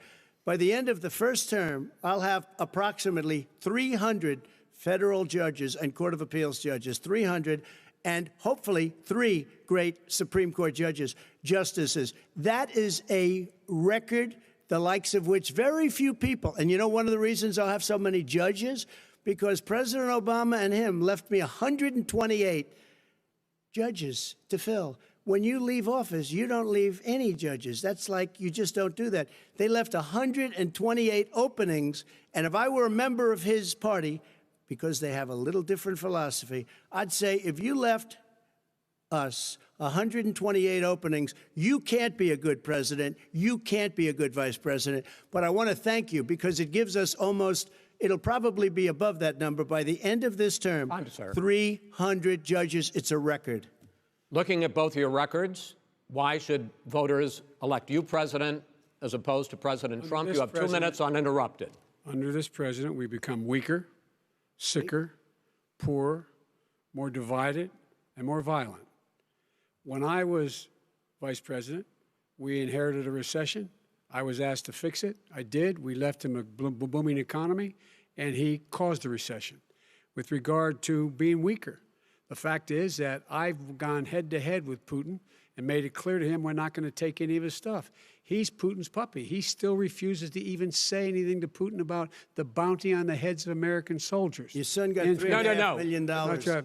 And by the way, my son... Wait a minute. Mr. President, your campaign agreed to both sides would get 2-minute answers uninterrupted. Well, your side agreed to it, and why don't you observe what your campaign agreed to as a ground rule, okay, sir? He never keeps his word. No, I'm not asking. That was a rhetorical question. Can you Go add ahead, back sir. 30 seconds? Yeah, Because- yes, okay. you may have. All right. Go ahead. So, thirdly, we're poor. The billionaires have gotten much more wealthy by a tune of over $300 to $400 billion more just since COVID. You in the home, you got less. You're in more trouble than you were before. In terms of being more violent, when we were in office, there were 15% less violence in America than there is today. He's president of the United States. It's on his watch. And with regard to more divided, the nation can't stay divided. We can't be this way. And speaking of my son, the way you talk about the military, the way you talk about them being losers and being and just being suckers. My son was in Iraq. He spent a year there. He got the Bronze Star. He got the Conspicuous Service Medal. He was not a loser. He was a patriot, and the people left behind there were heroes. Really? And I resent. Are you talking like about hell. Hunter? Are you talking about Hunter? I'm talking about my son, Beau Biden. You're talking about. I don't know Beau. I know Hunter. Yeah, Hunter you know got Beau. thrown. Hunter got thrown out of the military. He was thrown out, dishonorably discharged. That's not true. He for wasn't dishonorably cocaine use. And he didn't have a job until you became vice president. Once you None became of that vice is president, true. he made a fortune in Ukraine, in China, in Moscow, That is simply and various not other places. true. He My made a son, fortune. my son, and he didn't have a job. My son, like a lot of people we know at home, had a drug problem. He's overtaken it. He's fixed it. He's worked on it, and I'm proud of him. But why was he proud of given my tens son. of millions All of right, but he dollars? wasn't given All right, tens of millions of dollars. That is totally, President Trump, totally President Trump, you've already been totally discredited. We've already been through this. I think the American people would rather hear about more substantial So do I. subjects. Well, you know, as the moderator, sir, I'm going to make a judgment call here. Gets $3.5 million Okay, from the Let's mayor talk about, of Moscow. Let's talk That is about not true. Gentlemen, That report is totally Why did he get discredited. it? Mitt Romney on that committee said it wasn't worth taxpayers' money, that report. It was written for political reasons. You know, I'd like to talk about climate change. So would I. Okay. The forest fires in the West are raging now. They have burned millions of acres. They have displaced hundreds of thousands of people. When state officials there blame the fires on climate change, Mr. President, you said, I don't think the science knows. Over your 4 years, you have pulled the U.S. out of the Paris Climate Accord. You have rolled back a number of Obama environmental records. What do you believe about the science of climate change, and what will you do in the next 4 years to confront it? I want crystal clean water and air. I want beautiful, clean air. We have now the lowest carbon. If you look at our numbers right now, we are doing phenomenally. But I haven't destroyed our businesses. Our businesses aren't put out of commission. If you look at the Paris Accord, it was a disaster from our standpoint. And people are actually very happy about what's going on because our businesses are doing well. As far as the fires are concerned, you need forest management in addition to everything else. The forest floors are loaded up with trees, dead trees that are years old, and they're like tinder, and leaves and everything else. You drop a cigarette in there, the whole forest burns down. You've got to have forest management. What do you You've got to have cuts. What do you believe about the science of climate change, sir? I believe that we have to do everything we can to have immaculate air, immaculate water, and do whatever else we can that's good. You know, we're planting 1 billion trees, the Billion Tree Project, and it's very exciting. You believe for a lot of people. that human pollution, greenhouse gas emissions contributes to the global warming of this planet? I think a lot of things do, but I think to an extent, yes. I think to an extent, yes. But I also think we have to do better management of our forests. Every year, I get the call, California's burning. California's burning. If that was cleaned, if you had forest management, good forest management, you wouldn't be getting those calls. You know, in Europe, they have forest cities. They're called forest cities. They maintain their forests. They manage their forests. I was with the head of a major country. It's a forest city. He said, sir, we have trees that are far more, they ignite much easier than California.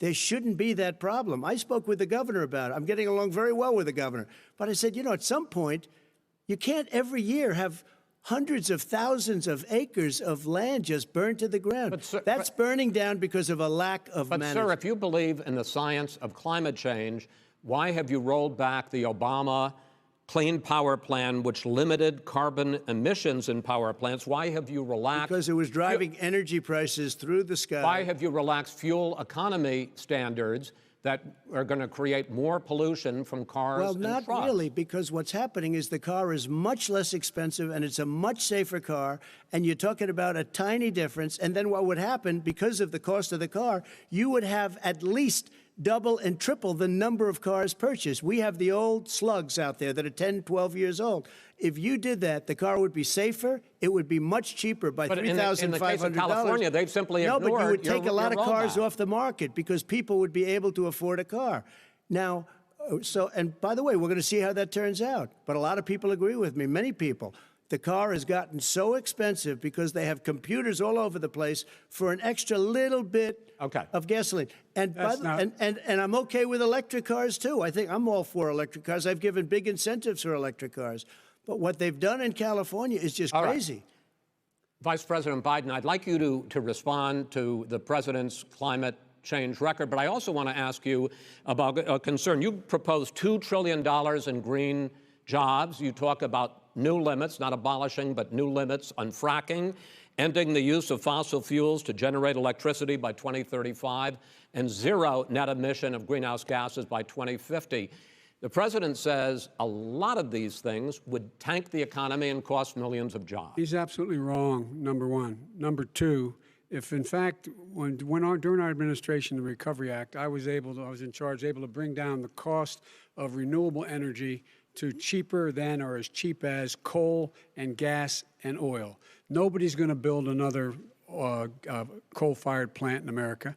No one's going to build another oil-fired plant in America. They're going to move to renewable energy, number one. Number two, we're going to make sure that we are able to take the federal fleet and turn it into a fleet that's run on their electric vehicles. Making sure that we can do that, we're going to put 500,000 charging stations and all of the highways that we're going to be building in the future. We're going to build an economy that, in fact, is going to provide for the ability us to take 4 million buildings and make sure that they, in fact, are weatherized in a way that, in fact, they'll emit significantly less gas and oil because the heat will not be going out. There's so many things that we can do now to create thousands and thousands of jobs. We can get to net zero in terms of energy production by 2035. Not only not costing people jobs, creating millions of good paying jobs, not $15 an hour, but prevailing wage, by having a new infrastructure that, in fact, is green. And the first thing I will do, I will rejoin the Paris Accord. I will join the Paris Accord because with us out of it, look what's happening. It's all falling apart. And talk about someone who has no relationship with foreign policy. Brazil, the rainforests of Brazil are being torn down, are being ripped down. More carbon is absorbed in that rainforest than every bit of carbon that's emitted in the United States. Instead of doing something about that, I would be gathering up and making sure we had the countries of the world coming up with $20 billion and say, here's $20 billion. Stop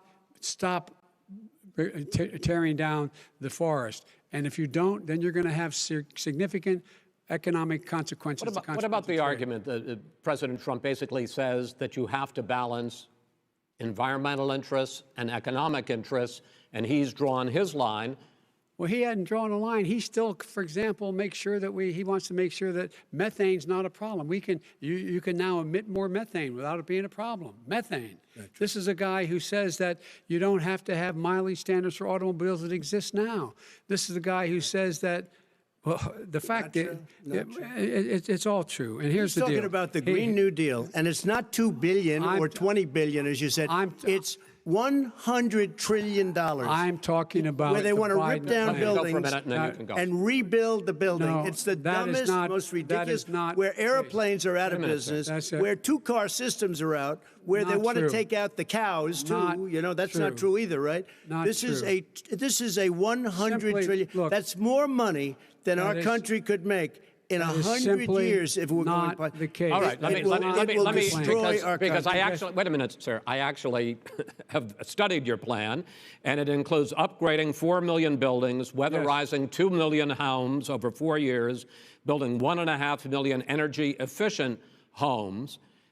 So the question becomes: the president is saying, I think some people who support the president would say that sounds like it's going to cost a lot of money and hurt the economy. What it's going to do is going to create thousands and millions of jobs, good-paying jobs. But let him finish, sir. He doesn't know how to do that. $100 billion. The fact is, it's going to create millions of good-paying jobs, and these tax incentives for people to weatherize, which he wants to get rid of. It's going to make the economy much safer. Look how much we're paying now to deal with the hurricanes. By the way, he has an answer for hurricanes. He said maybe we should drop a nuclear weapon on them. They may. I never said that. That's what he did say. You made it up. And here's the deal. You make up. We are going to be in a position where we can create hard, good jobs by making sure the environment is clean and we all are in better shape. We spend billions of dollars on floods, hurricanes, rising seas. We're in real trouble. Look what's happened just in the Midwest with these storms that come through and wipe out entire sections and counties in Iowa. That didn't happen before. They're because of global warming. We make up 15% of the world's problem. But the rest of the world, we've got to get them to come along. That's why we have to get back into the Paris Accord. All right, gentlemen. Wait a minute, Chris. So why didn't he do it for 47 years? You were vice president. Why didn't you get the world? China sends up real dirt into the air. Russia does. India does. They all do. We're supposed to be good. And by the way, he made a couple of statements. The Green New Deal is $100 trillion. That is not not $20 my billion. plan. That's the Green New you want to rebuild Deal every is building. Not my plan. You want to rebuild every. If he knew anything about, he made a statement about the military. He said I said something about the military. He and his friends made it up, and then they went with it. I never said it. Okay. That is what not he true. did Sir, is he you're done in said this segment. he called the military Mr. Vice President, stupid bastards. I and he did said not it on say tape. that. He said Mr. stupid Please, bastards. He sir, said it. stop. I would never I say would that Play to the it. military. Play it. Go ahead. You're Mr. on Vice tape. President answered his final question. The final question is, I can't remember which of all his rantings. I'm having a little trouble myself. But and about the economy and about this question of what it's going to cost. The economy. I mean, the Green New Deal and the idea of what your environmental changes will do. The Green New Deal will pay for itself as we move forward. We're not going to build plants that, in fact, are great polluting plants. So do you We're going to support build the Green New Deal? Pardon me? You support that? No, I don't support the Green New Deal. You don't? Oh, well, that's a big statement. I That support means you the just lost the radical left. I Oh, support you the don't. Biden plan that I put forward. Okay. The Biden plan, which is different than what he calls the radical Green New Deal. All right, gentlemen, final segment, election integrity. As we meet tonight, millions of Americans are receiving mail-in ballots or going to vote early. How confident should we be that this will be a fair election, and what are you prepared to do over the next 5+ weeks, because it'll not only be to Election Day, but also counting some ballots, mail-in ballots after Election Day. What are you prepared to do to reassure the American people that the next president will be the legitimate winner of this election? In this final segment, Mr. Vice President, you go first. Prepared to let people vote. They should go to iwillvote.com. Decide how they're going to vote, when they're going to vote, and what means by which they're going to vote. His own Homeland Security Director, and as well as the FBI Director, says there is no evidence at all that mail-in ballots are a source of being manipulated and cheating. They said that. The fact is that there are going to be millions of people because of COVID that are going to be voting by mail-in ballots, like he does, by the way. He sits behind the Resolute desk and sends his ballot to Florida, number one. Number two, we're going to make sure that those people who want to vote in person are able to vote because enough poll watchers are there to make sure they can socially distance. The polls are open on time, and the polls stay open until the votes are counted. And this is all about trying to dissuade people from voting because he's trying to scare people into thinking that it's not going to be legitimate. Show up and vote. You will determine the outcome of this election. Vote, vote, vote. If you're able to vote early in your state, vote early. If you're able to vote in person, vote in person. Vote whatever way is the best way for you, because he cannot stop you from being able to determine the outcome of this election. And in terms of whether or not, when the votes are counted, and they're all counted, that will be accepted. If I win, that will be accepted. If I lose, that'll be accepted. But by the way, if in fact he says he's not sure what he's going to accept, well, let me tell you something. It doesn't matter, because if we get the votes, it's going to be all over. He's going to go. He can't stay in power. It won't happen. It won't happen. So vote. Just make sure you understand you have it in your control to determine what this country is going to look like the next 4 years. Is it going to change? You're going to get 4 more years of these lies. Mr. President, 2 minutes. So when I listened to Joe talking about a transition, there's been no transition from when I won. I won that election. And if you look at crooked Hillary Clinton, if you look at all of the different people, there was no transition, because they came after me trying to do a coup. They came after me spying on my campaign. They started from the day I won, and even before I won, from the day I came down the escalator with our First Lady. They were a disaster. They were a disgrace to our country. And we've caught them. We've caught them all. We've got it all on tape. We've caught them all. And by the way, you gave the idea for the Logan Act against General Flynn. You better take a look at that, because we caught you in a sense. And President Obama was sitting in the office. He knew about it too. So don't tell me about a free transition. As far as the ballots are concerned, it's a disaster. A solicited ballot, okay, solicited is okay. You're soliciting, you're asking, they send it back, you send it back. I did that. If you have an unsolicited, they're sending millions of ballots all over the country. There's fraud. They found them in creeks. They found some with the name Trump, just happened to have the name Trump just the other day in a waste paper basket. They're being sent all over the place. They sent 2 in a Democrat area. They sent out 1,000 ballots. Everybody got 2 ballots. This is going to be a fraud like you've never seen. The other thing, it's nice on November 3rd, you're watching and you see who won the election. And I think we're going to do well because people are really happy with the job we've done. But you know what? We won't know. We might not know for months because these ballots are going to be all over. Take a look at what happened in Manhattan. Take a look at what happened in New Jersey. Take a look at what happened in Virginia and other places. They're not losing 2%, 1%, which, by the way, is too much. An election could be won or lost with that. They're losing 30 and 40%. It's a fraud, and it's a shame. And can you imagine where they say you have to have your ballot in by November 10th? November 10th. That means that's 7 days after the election, in theory, should have been announced. Okay. We have major states with that, sir, all run by Democrats. 2 minutes is 2 minutes. All run by Democrats. It's President a Trump, it's a rigged election. you're going to be able to continue. You have been charging for months that mail-in balloting is going to be a disaster. You say it's rigged, that it's going to lead to fraud. But in 2018, in the last midterm election, 31 million people voted mail-in voting. That was a quarter, more than a quarter of all the voters that year cast their ballots by mail. Now that millions of mail-in ballots have gone out, what are you going to do about it?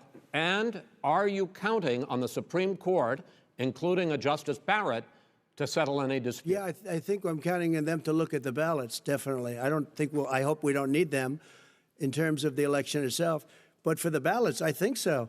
Because what's happening is incredible. I read today, where at least 1% of the ballots for 2016 were invalidated. They take them, we don't like them, we don't like them. But what they are you throw going to them do out about left it? There and are right. millions of ballots going out What right you now. do What is are you gonna go do? and vote. You do a solicited ballot, No, and that's I'm not- okay, I know or your you go and complaint. vote. I'm asking you about the fact that millions of people You go have and vote. You go and vote. But like what I'm they, saying is, what are like you they gonna do used about to the in fact the that old. millions of people? You either do, Chris, a solicited ballot where you're sending it in, they're sending it back, and you're sending. They have mailmen with lots of it. Did you see what's going on? Take a look at West Virginia. Mailmen selling the ballots. They're being sold. They're being dumped in rivers. This is a horrible thing for our country. There is no. This is not. There is no. This is evidence not of going to that. end well. There is Okay. no This evidence is of that. not going Vice to President end well. Biden. 5 states In fact, have had go ahead, mail-in sir. ballots for the last decade or more. 5, including 2 Republican states. And you don't have to solicit the ballot. It's sent to you. It's sent to your home. What they're saying is that it has to be a postmark by the time, by election day. If it doesn't get in till the 7th, 8th, 9th, it still should be counted. He's just afraid of counting the votes because he knows You're what the wrong. outcome You're is. wrong. I want to continue with you on I this, love Vice counting the President votes. Biden. Chris, he's so wrong when he makes a statement like that. Excuse me, Vice President Biden. The biggest problem, in fact, over the years with mail-in voting has not been fraud historically. It has been that sizable numbers, sometimes hundreds of thousands of ballots are thrown out because they have not been properly filled out, or there is some other irregularity, or they missed the deadline. So the question I have is, are you concerned that the Supreme Court, with a Justice Barrett, will settle any dispute? I'm concerned that any court would settle this because here's the deal.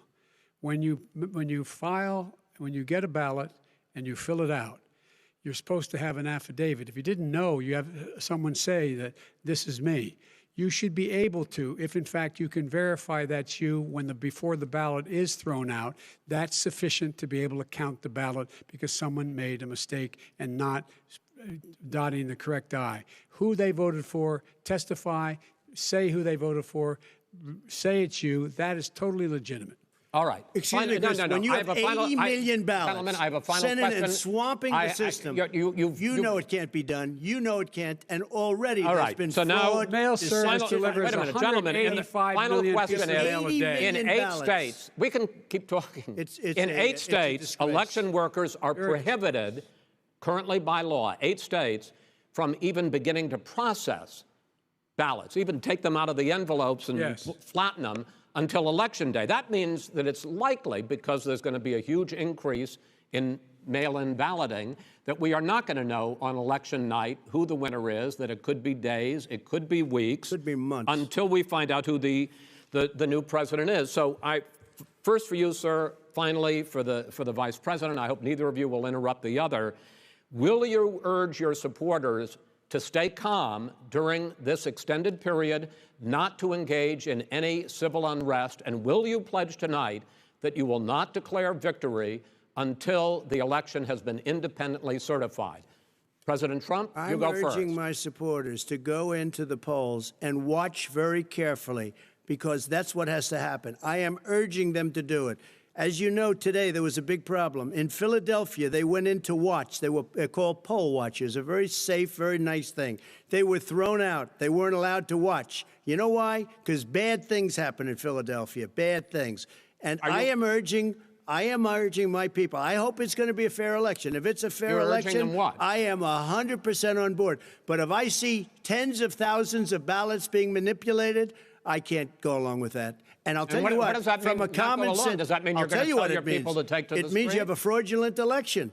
You're sending out 80 million ballots. They're not equipped to. These people aren't equipped to handle it. Number one. Number two, they cheat.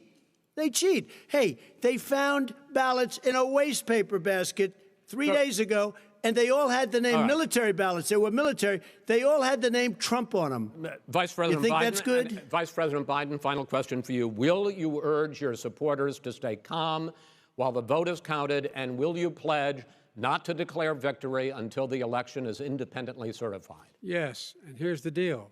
We count the ballots, as you pointed out. Some of these ballots in some states can't even be opened until Election Day. And if there's thousands of ballots, it's going to take time to do it. And by the way, our military, they've been voting by ballots since the end of the Civil War, in effect. And that's what's going to happen. Why was it not? Why is it for them somehow not fraudulent? It's the same process. It's honest. No one has established at all that there is fraud related to mail-in ballots, that somehow it's a fraudulent process. It's already been established. Take a look at Carolyn Maloney's race. I asked you had an opportunity to respond. Carolyn Maloney. Go ahead. They have no idea what happened. Vice President Biden, go ahead. He has no idea what he's talking about. Here's the deal. The fact is, I will accept it, and he will too. You know why? Because once the winner is declared, after all the ballots are counted, all the votes are counted, that'll be the end of it. That'll be the end of it. And if it's me, in fact, fine. If it's not me, I'll support the outcome. And I'll be a president not just for the Democrats. I'll be a president for Democrats and Republicans. And this guy, I want to see an honest ballot count. Gentlemen, you say that's the end of it? This is the end of this debate? Honest ballot count. We're going to leave it there. To be continued as in more debates as we go on.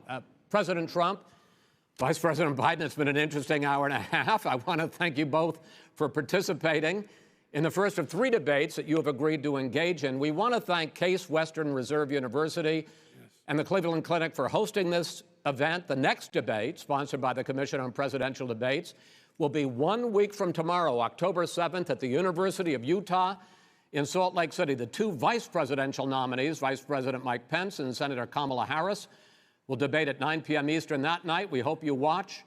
Until then, thank you and good night.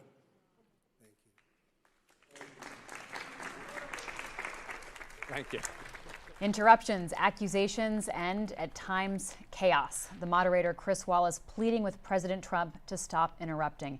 And an attempt tonight to address topics ranging from the Supreme Court to coronavirus to climate change. That is the end of the first presidential debate of the 2020 general election cycle, and this is live coverage from the Washington Post. I'm Libby Casey. You can see there the candidates being met by their spouses on the debate stage. Let's go to our panel from the Washington Post team to talk about what we saw tonight. Ashley Parker, White House reporter, also the Capitol Hill reporter Rhonda Colvin joining us, and our colleague, national political reporter James Hohmann. We also have Eugene Scott here with us tonight, writer for The Fix. Thanks so much to all of you. I thought about just having us all pause here and take some deep breaths together, panel, because I feel like everybody could use that, but let's not waste any time. Let's dive into what we saw tonight. James, I want to start with you. I'd like to hear from you first about just how overall this went tonight. I do not think that Donald Trump changed the trajectory of this race. He is down a touchdown. If you didn't like the president going into tonight, it's hard to see how you would like him now. I thought a lot of times he was running as someone who was down, a lot of bullying, a lot of trolling, a lot of trying to get under Biden's skin. I don't think that there was any kind of moment that is going to shake up this race, and that is a good break for Joe Biden.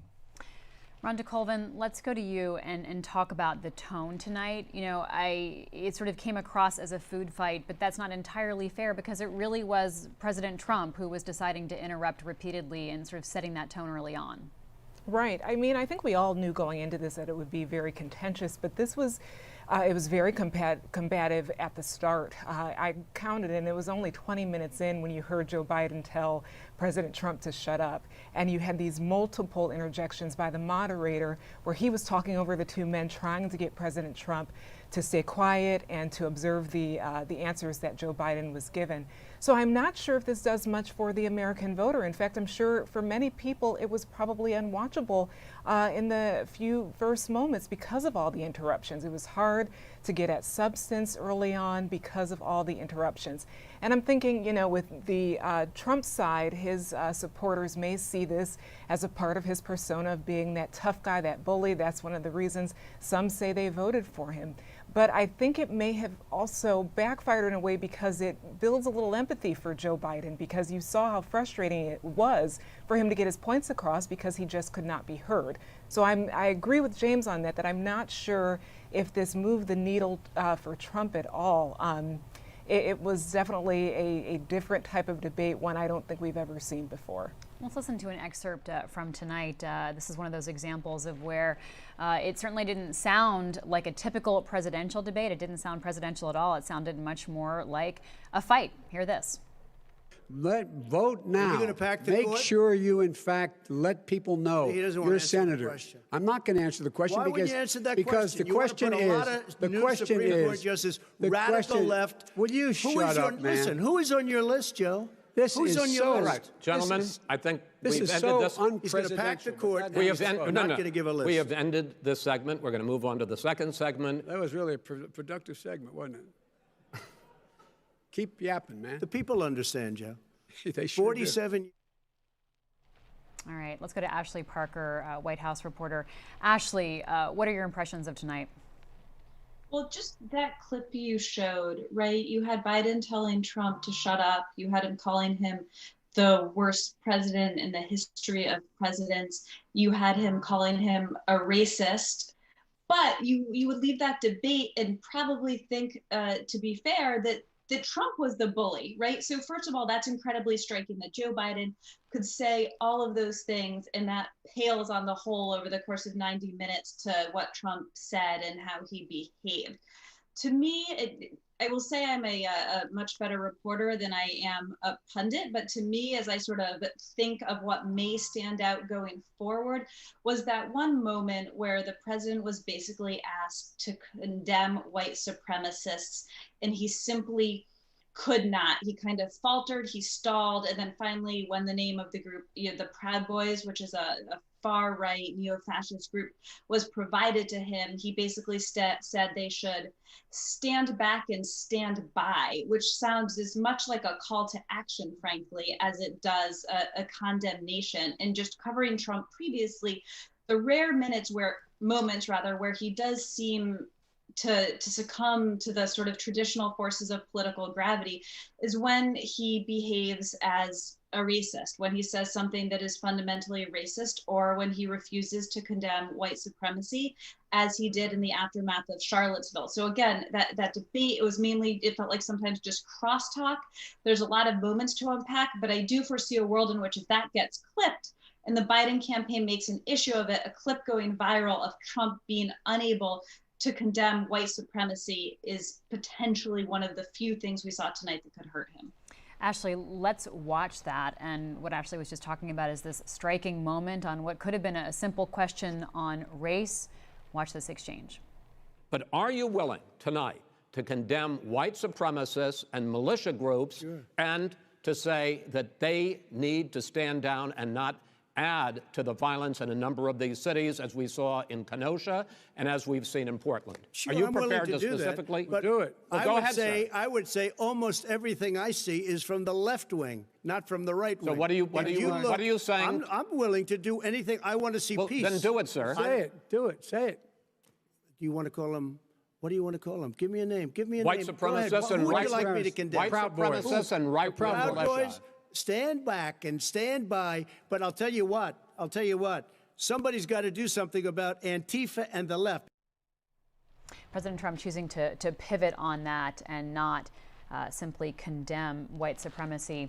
Eugene Scott, let's bring you into the conversation. Let's start there. Let's start there on this issue of racism, because this was an opportunity for the president to be clear about his perspective and opinions, and in a way, his omission may have provided that clarity. Well, the president was clear, just not in the way that most of the Americans who think he's racist would like him to be. I was in Portland this past weekend where the Proud Boys actually had a rally in downtown Portland. And the chair of the Proud Boys responded tonight when the president made those comments. He posted on social media, "That's my president," reinforcing the idea that white nationalists look at President Trump and see something that they like and something that they believe will further their causes across America. And that's one of the reasons that President Trump remains largely unpopular, not only with Black Americans, but Americans more broadly, because they see in him someone who will not push back on a problem that many Americans believe is taking over the land, and that's the spread of racism. James Hohmann, where does the conversation go from here on this? I mean, you know, as Ashley points out, this certainly could be clipped and used. That takes some level of understanding by the American public who the Proud Boys are. But where do you see this aspect of the conversation going? I think that this is going to end up dominating a lot of the media conversation, but the Biden campaign wants to keep the conversation on the coronavirus and the economy. Tomorrow he's doing a train tour starting in Cleveland and then going into Western Pennsylvania. He's going to give a couple economic speeches. He's going to go to Johnstown, where Trump gave a big speech 4 years ago and promised to bring back jobs to the area. And Biden's already written that speech, and it talks about how Trump didn't follow through on bringing back jobs. That's what they want to be talking about. And there's a feeling inside the Biden high command that 4 years ago, they kind of, I mean, it's not a trap because this obviously is a huge deal and it's significant, but that, you know, Hillary Clinton was supposed to do a big Western Pennsylvania swing right after the Democratic convention in Philadelphia. But instead of talking about jobs and the economy, which was what the intention was, she was talking about Khizr Khan and the attack that Trump made against Gold Star families. And there was a lot of feeling in Clinton world after the election, and there is a lot of feeling now in Biden world, that they have to be careful not to fall into these traps, because ultimately, you know, this election is not just a referendum on Trump. It's a referendum on how people feel about his handling of the coronavirus and where the economy is going to go next.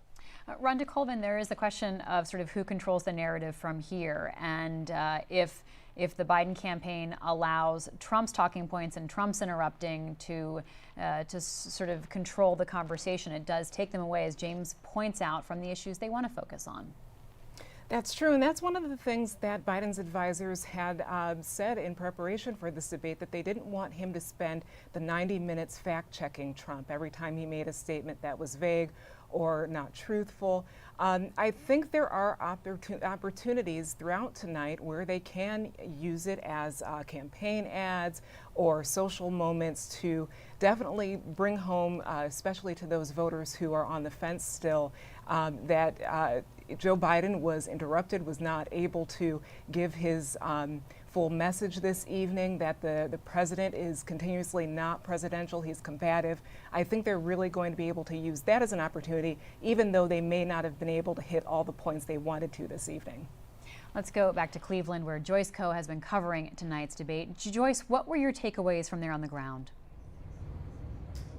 Well, Libby, there was a large range of topics covered tonight, but I think viewers walked away with very little substance, as your panel has said tonight, and largely because of President Trump's interruptions during both Joe Biden's responses to questions as well as the moderator as well.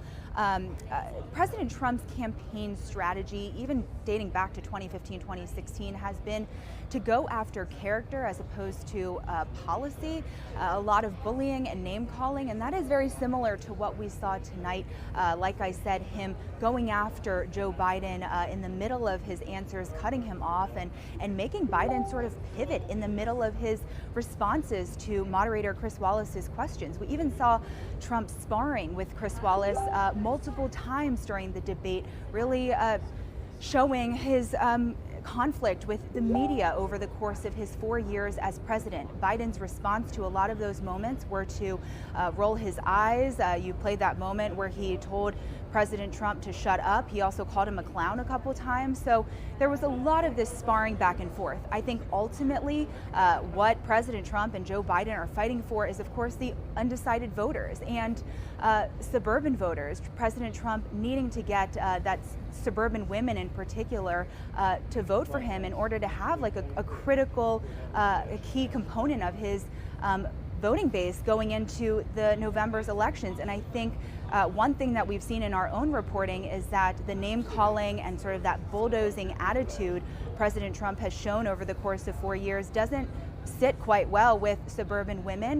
They've polled at lower rates for President Trump. Biden getting more of, at least as far as the polls are concerned, showing to be more favorable among suburban voters. So, you know, we saw the candidates hit tonight on suburban voters. President Trump really echoing what he said during the RNC about how Biden's administration, if he is to win, would be a threat to suburban voters.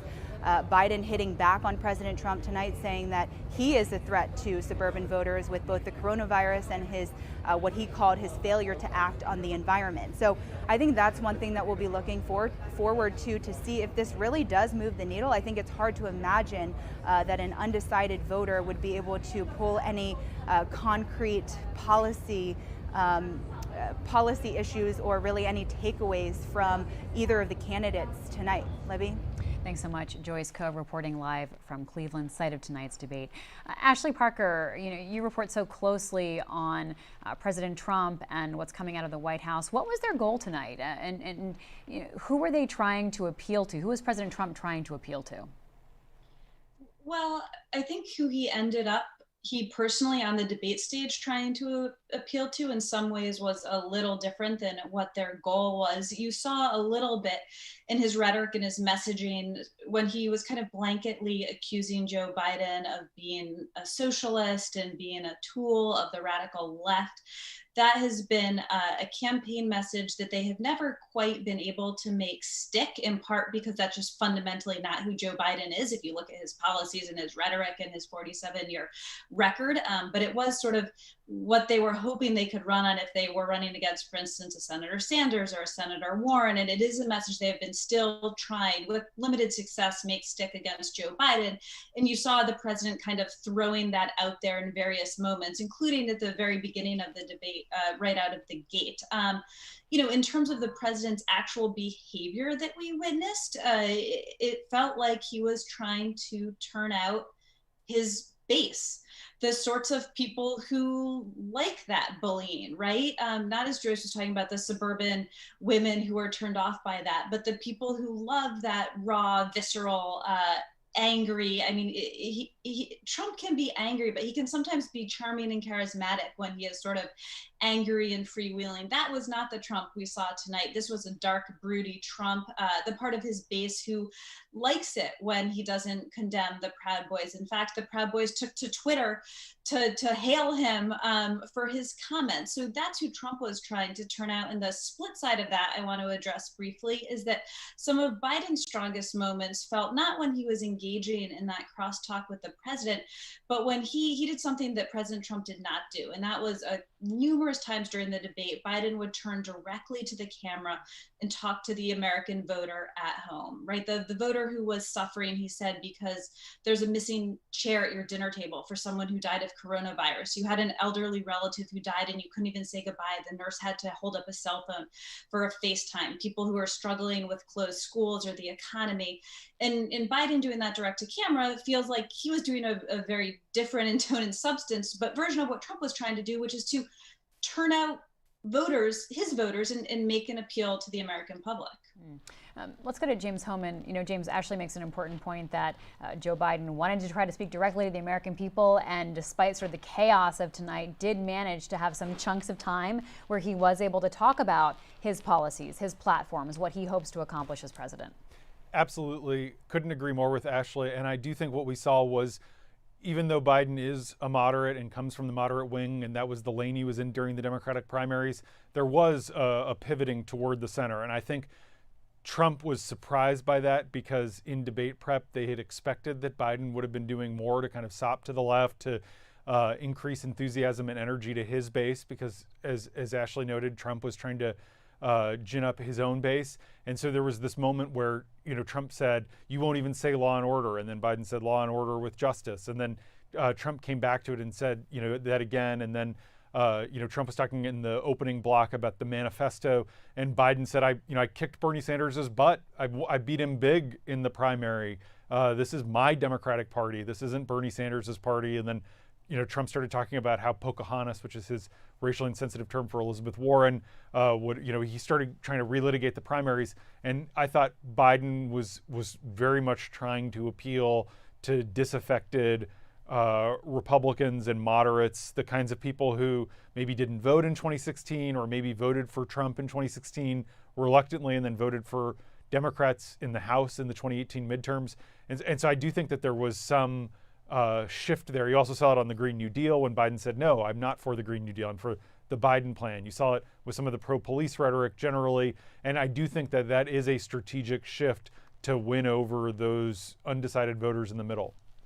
Ashley Parker, this was the second election cycle in a row where Chris Wallace asked Donald Trump about the integrity of the election, and Trump doubted the integrity of the election process in front of this huge audience. We are used to in politics sort of dog whistles or intimations, implications of things, but President Trump directly tonight, as he has been doing in the past, but tonight in front of a huge audience, was casting doubt on the integrity of the election. Yeah, he was, and he did that because that is a deliberate, concerted part of his strategy, not necessarily the strategy of his aides or his team or his White House or his campaign, but this is something that the president has been doing repeatedly in rallies, in off-the-cuff comments, in tweets, in speeches. It's not a little bit of a slip-up. So the idea that on a debate stage he would do it in front of such a large audience is, yeah, exactly the point if you're President Trump. And it was a striking contrast with former Vice President Biden, whose answer was not even go out and vote for me. It was simply vote, right? Anyone show up and vote for the candidate of your choice, and then we will accept the election results. And then you have the president on the other side who is basically sowing chaos and dissension and doubt and setting the stage where he will, or he's at least shown signs that if he does not win, he will refuse to accept those results. Ashley Parker, thank you so much. Well, stay with us. More to come from the Washington Post in just a moment.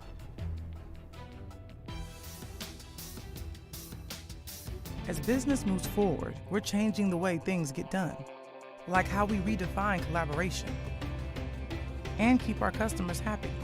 You can rely on AT&T to help keep your business connected.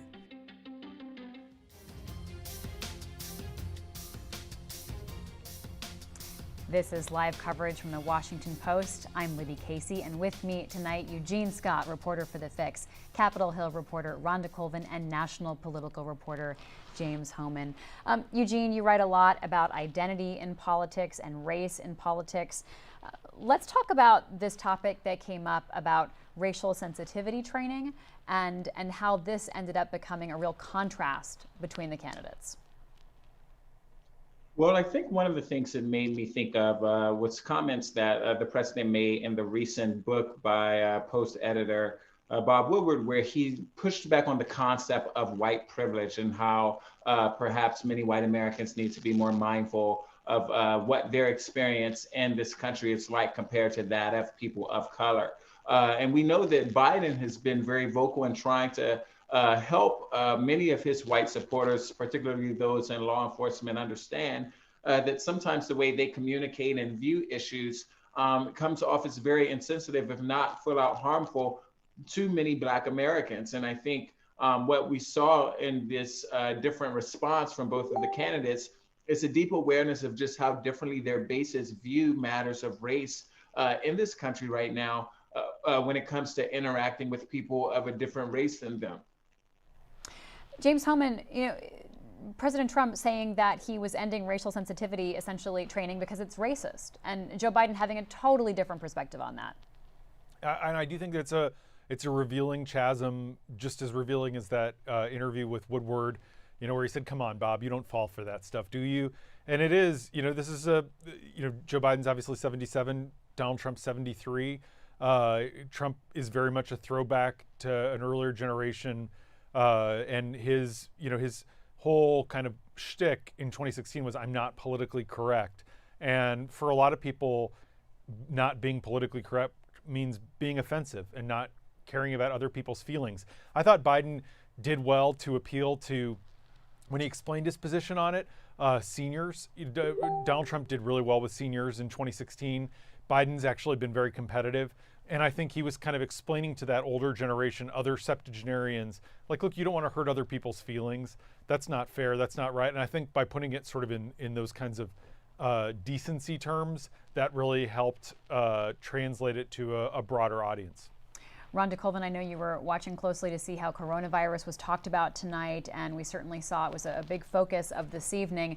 A lot of interruptions, a lot of disruptions, but we did hear some attacks from Joe Biden, very clear attacks about how President Trump has handled the pandemic.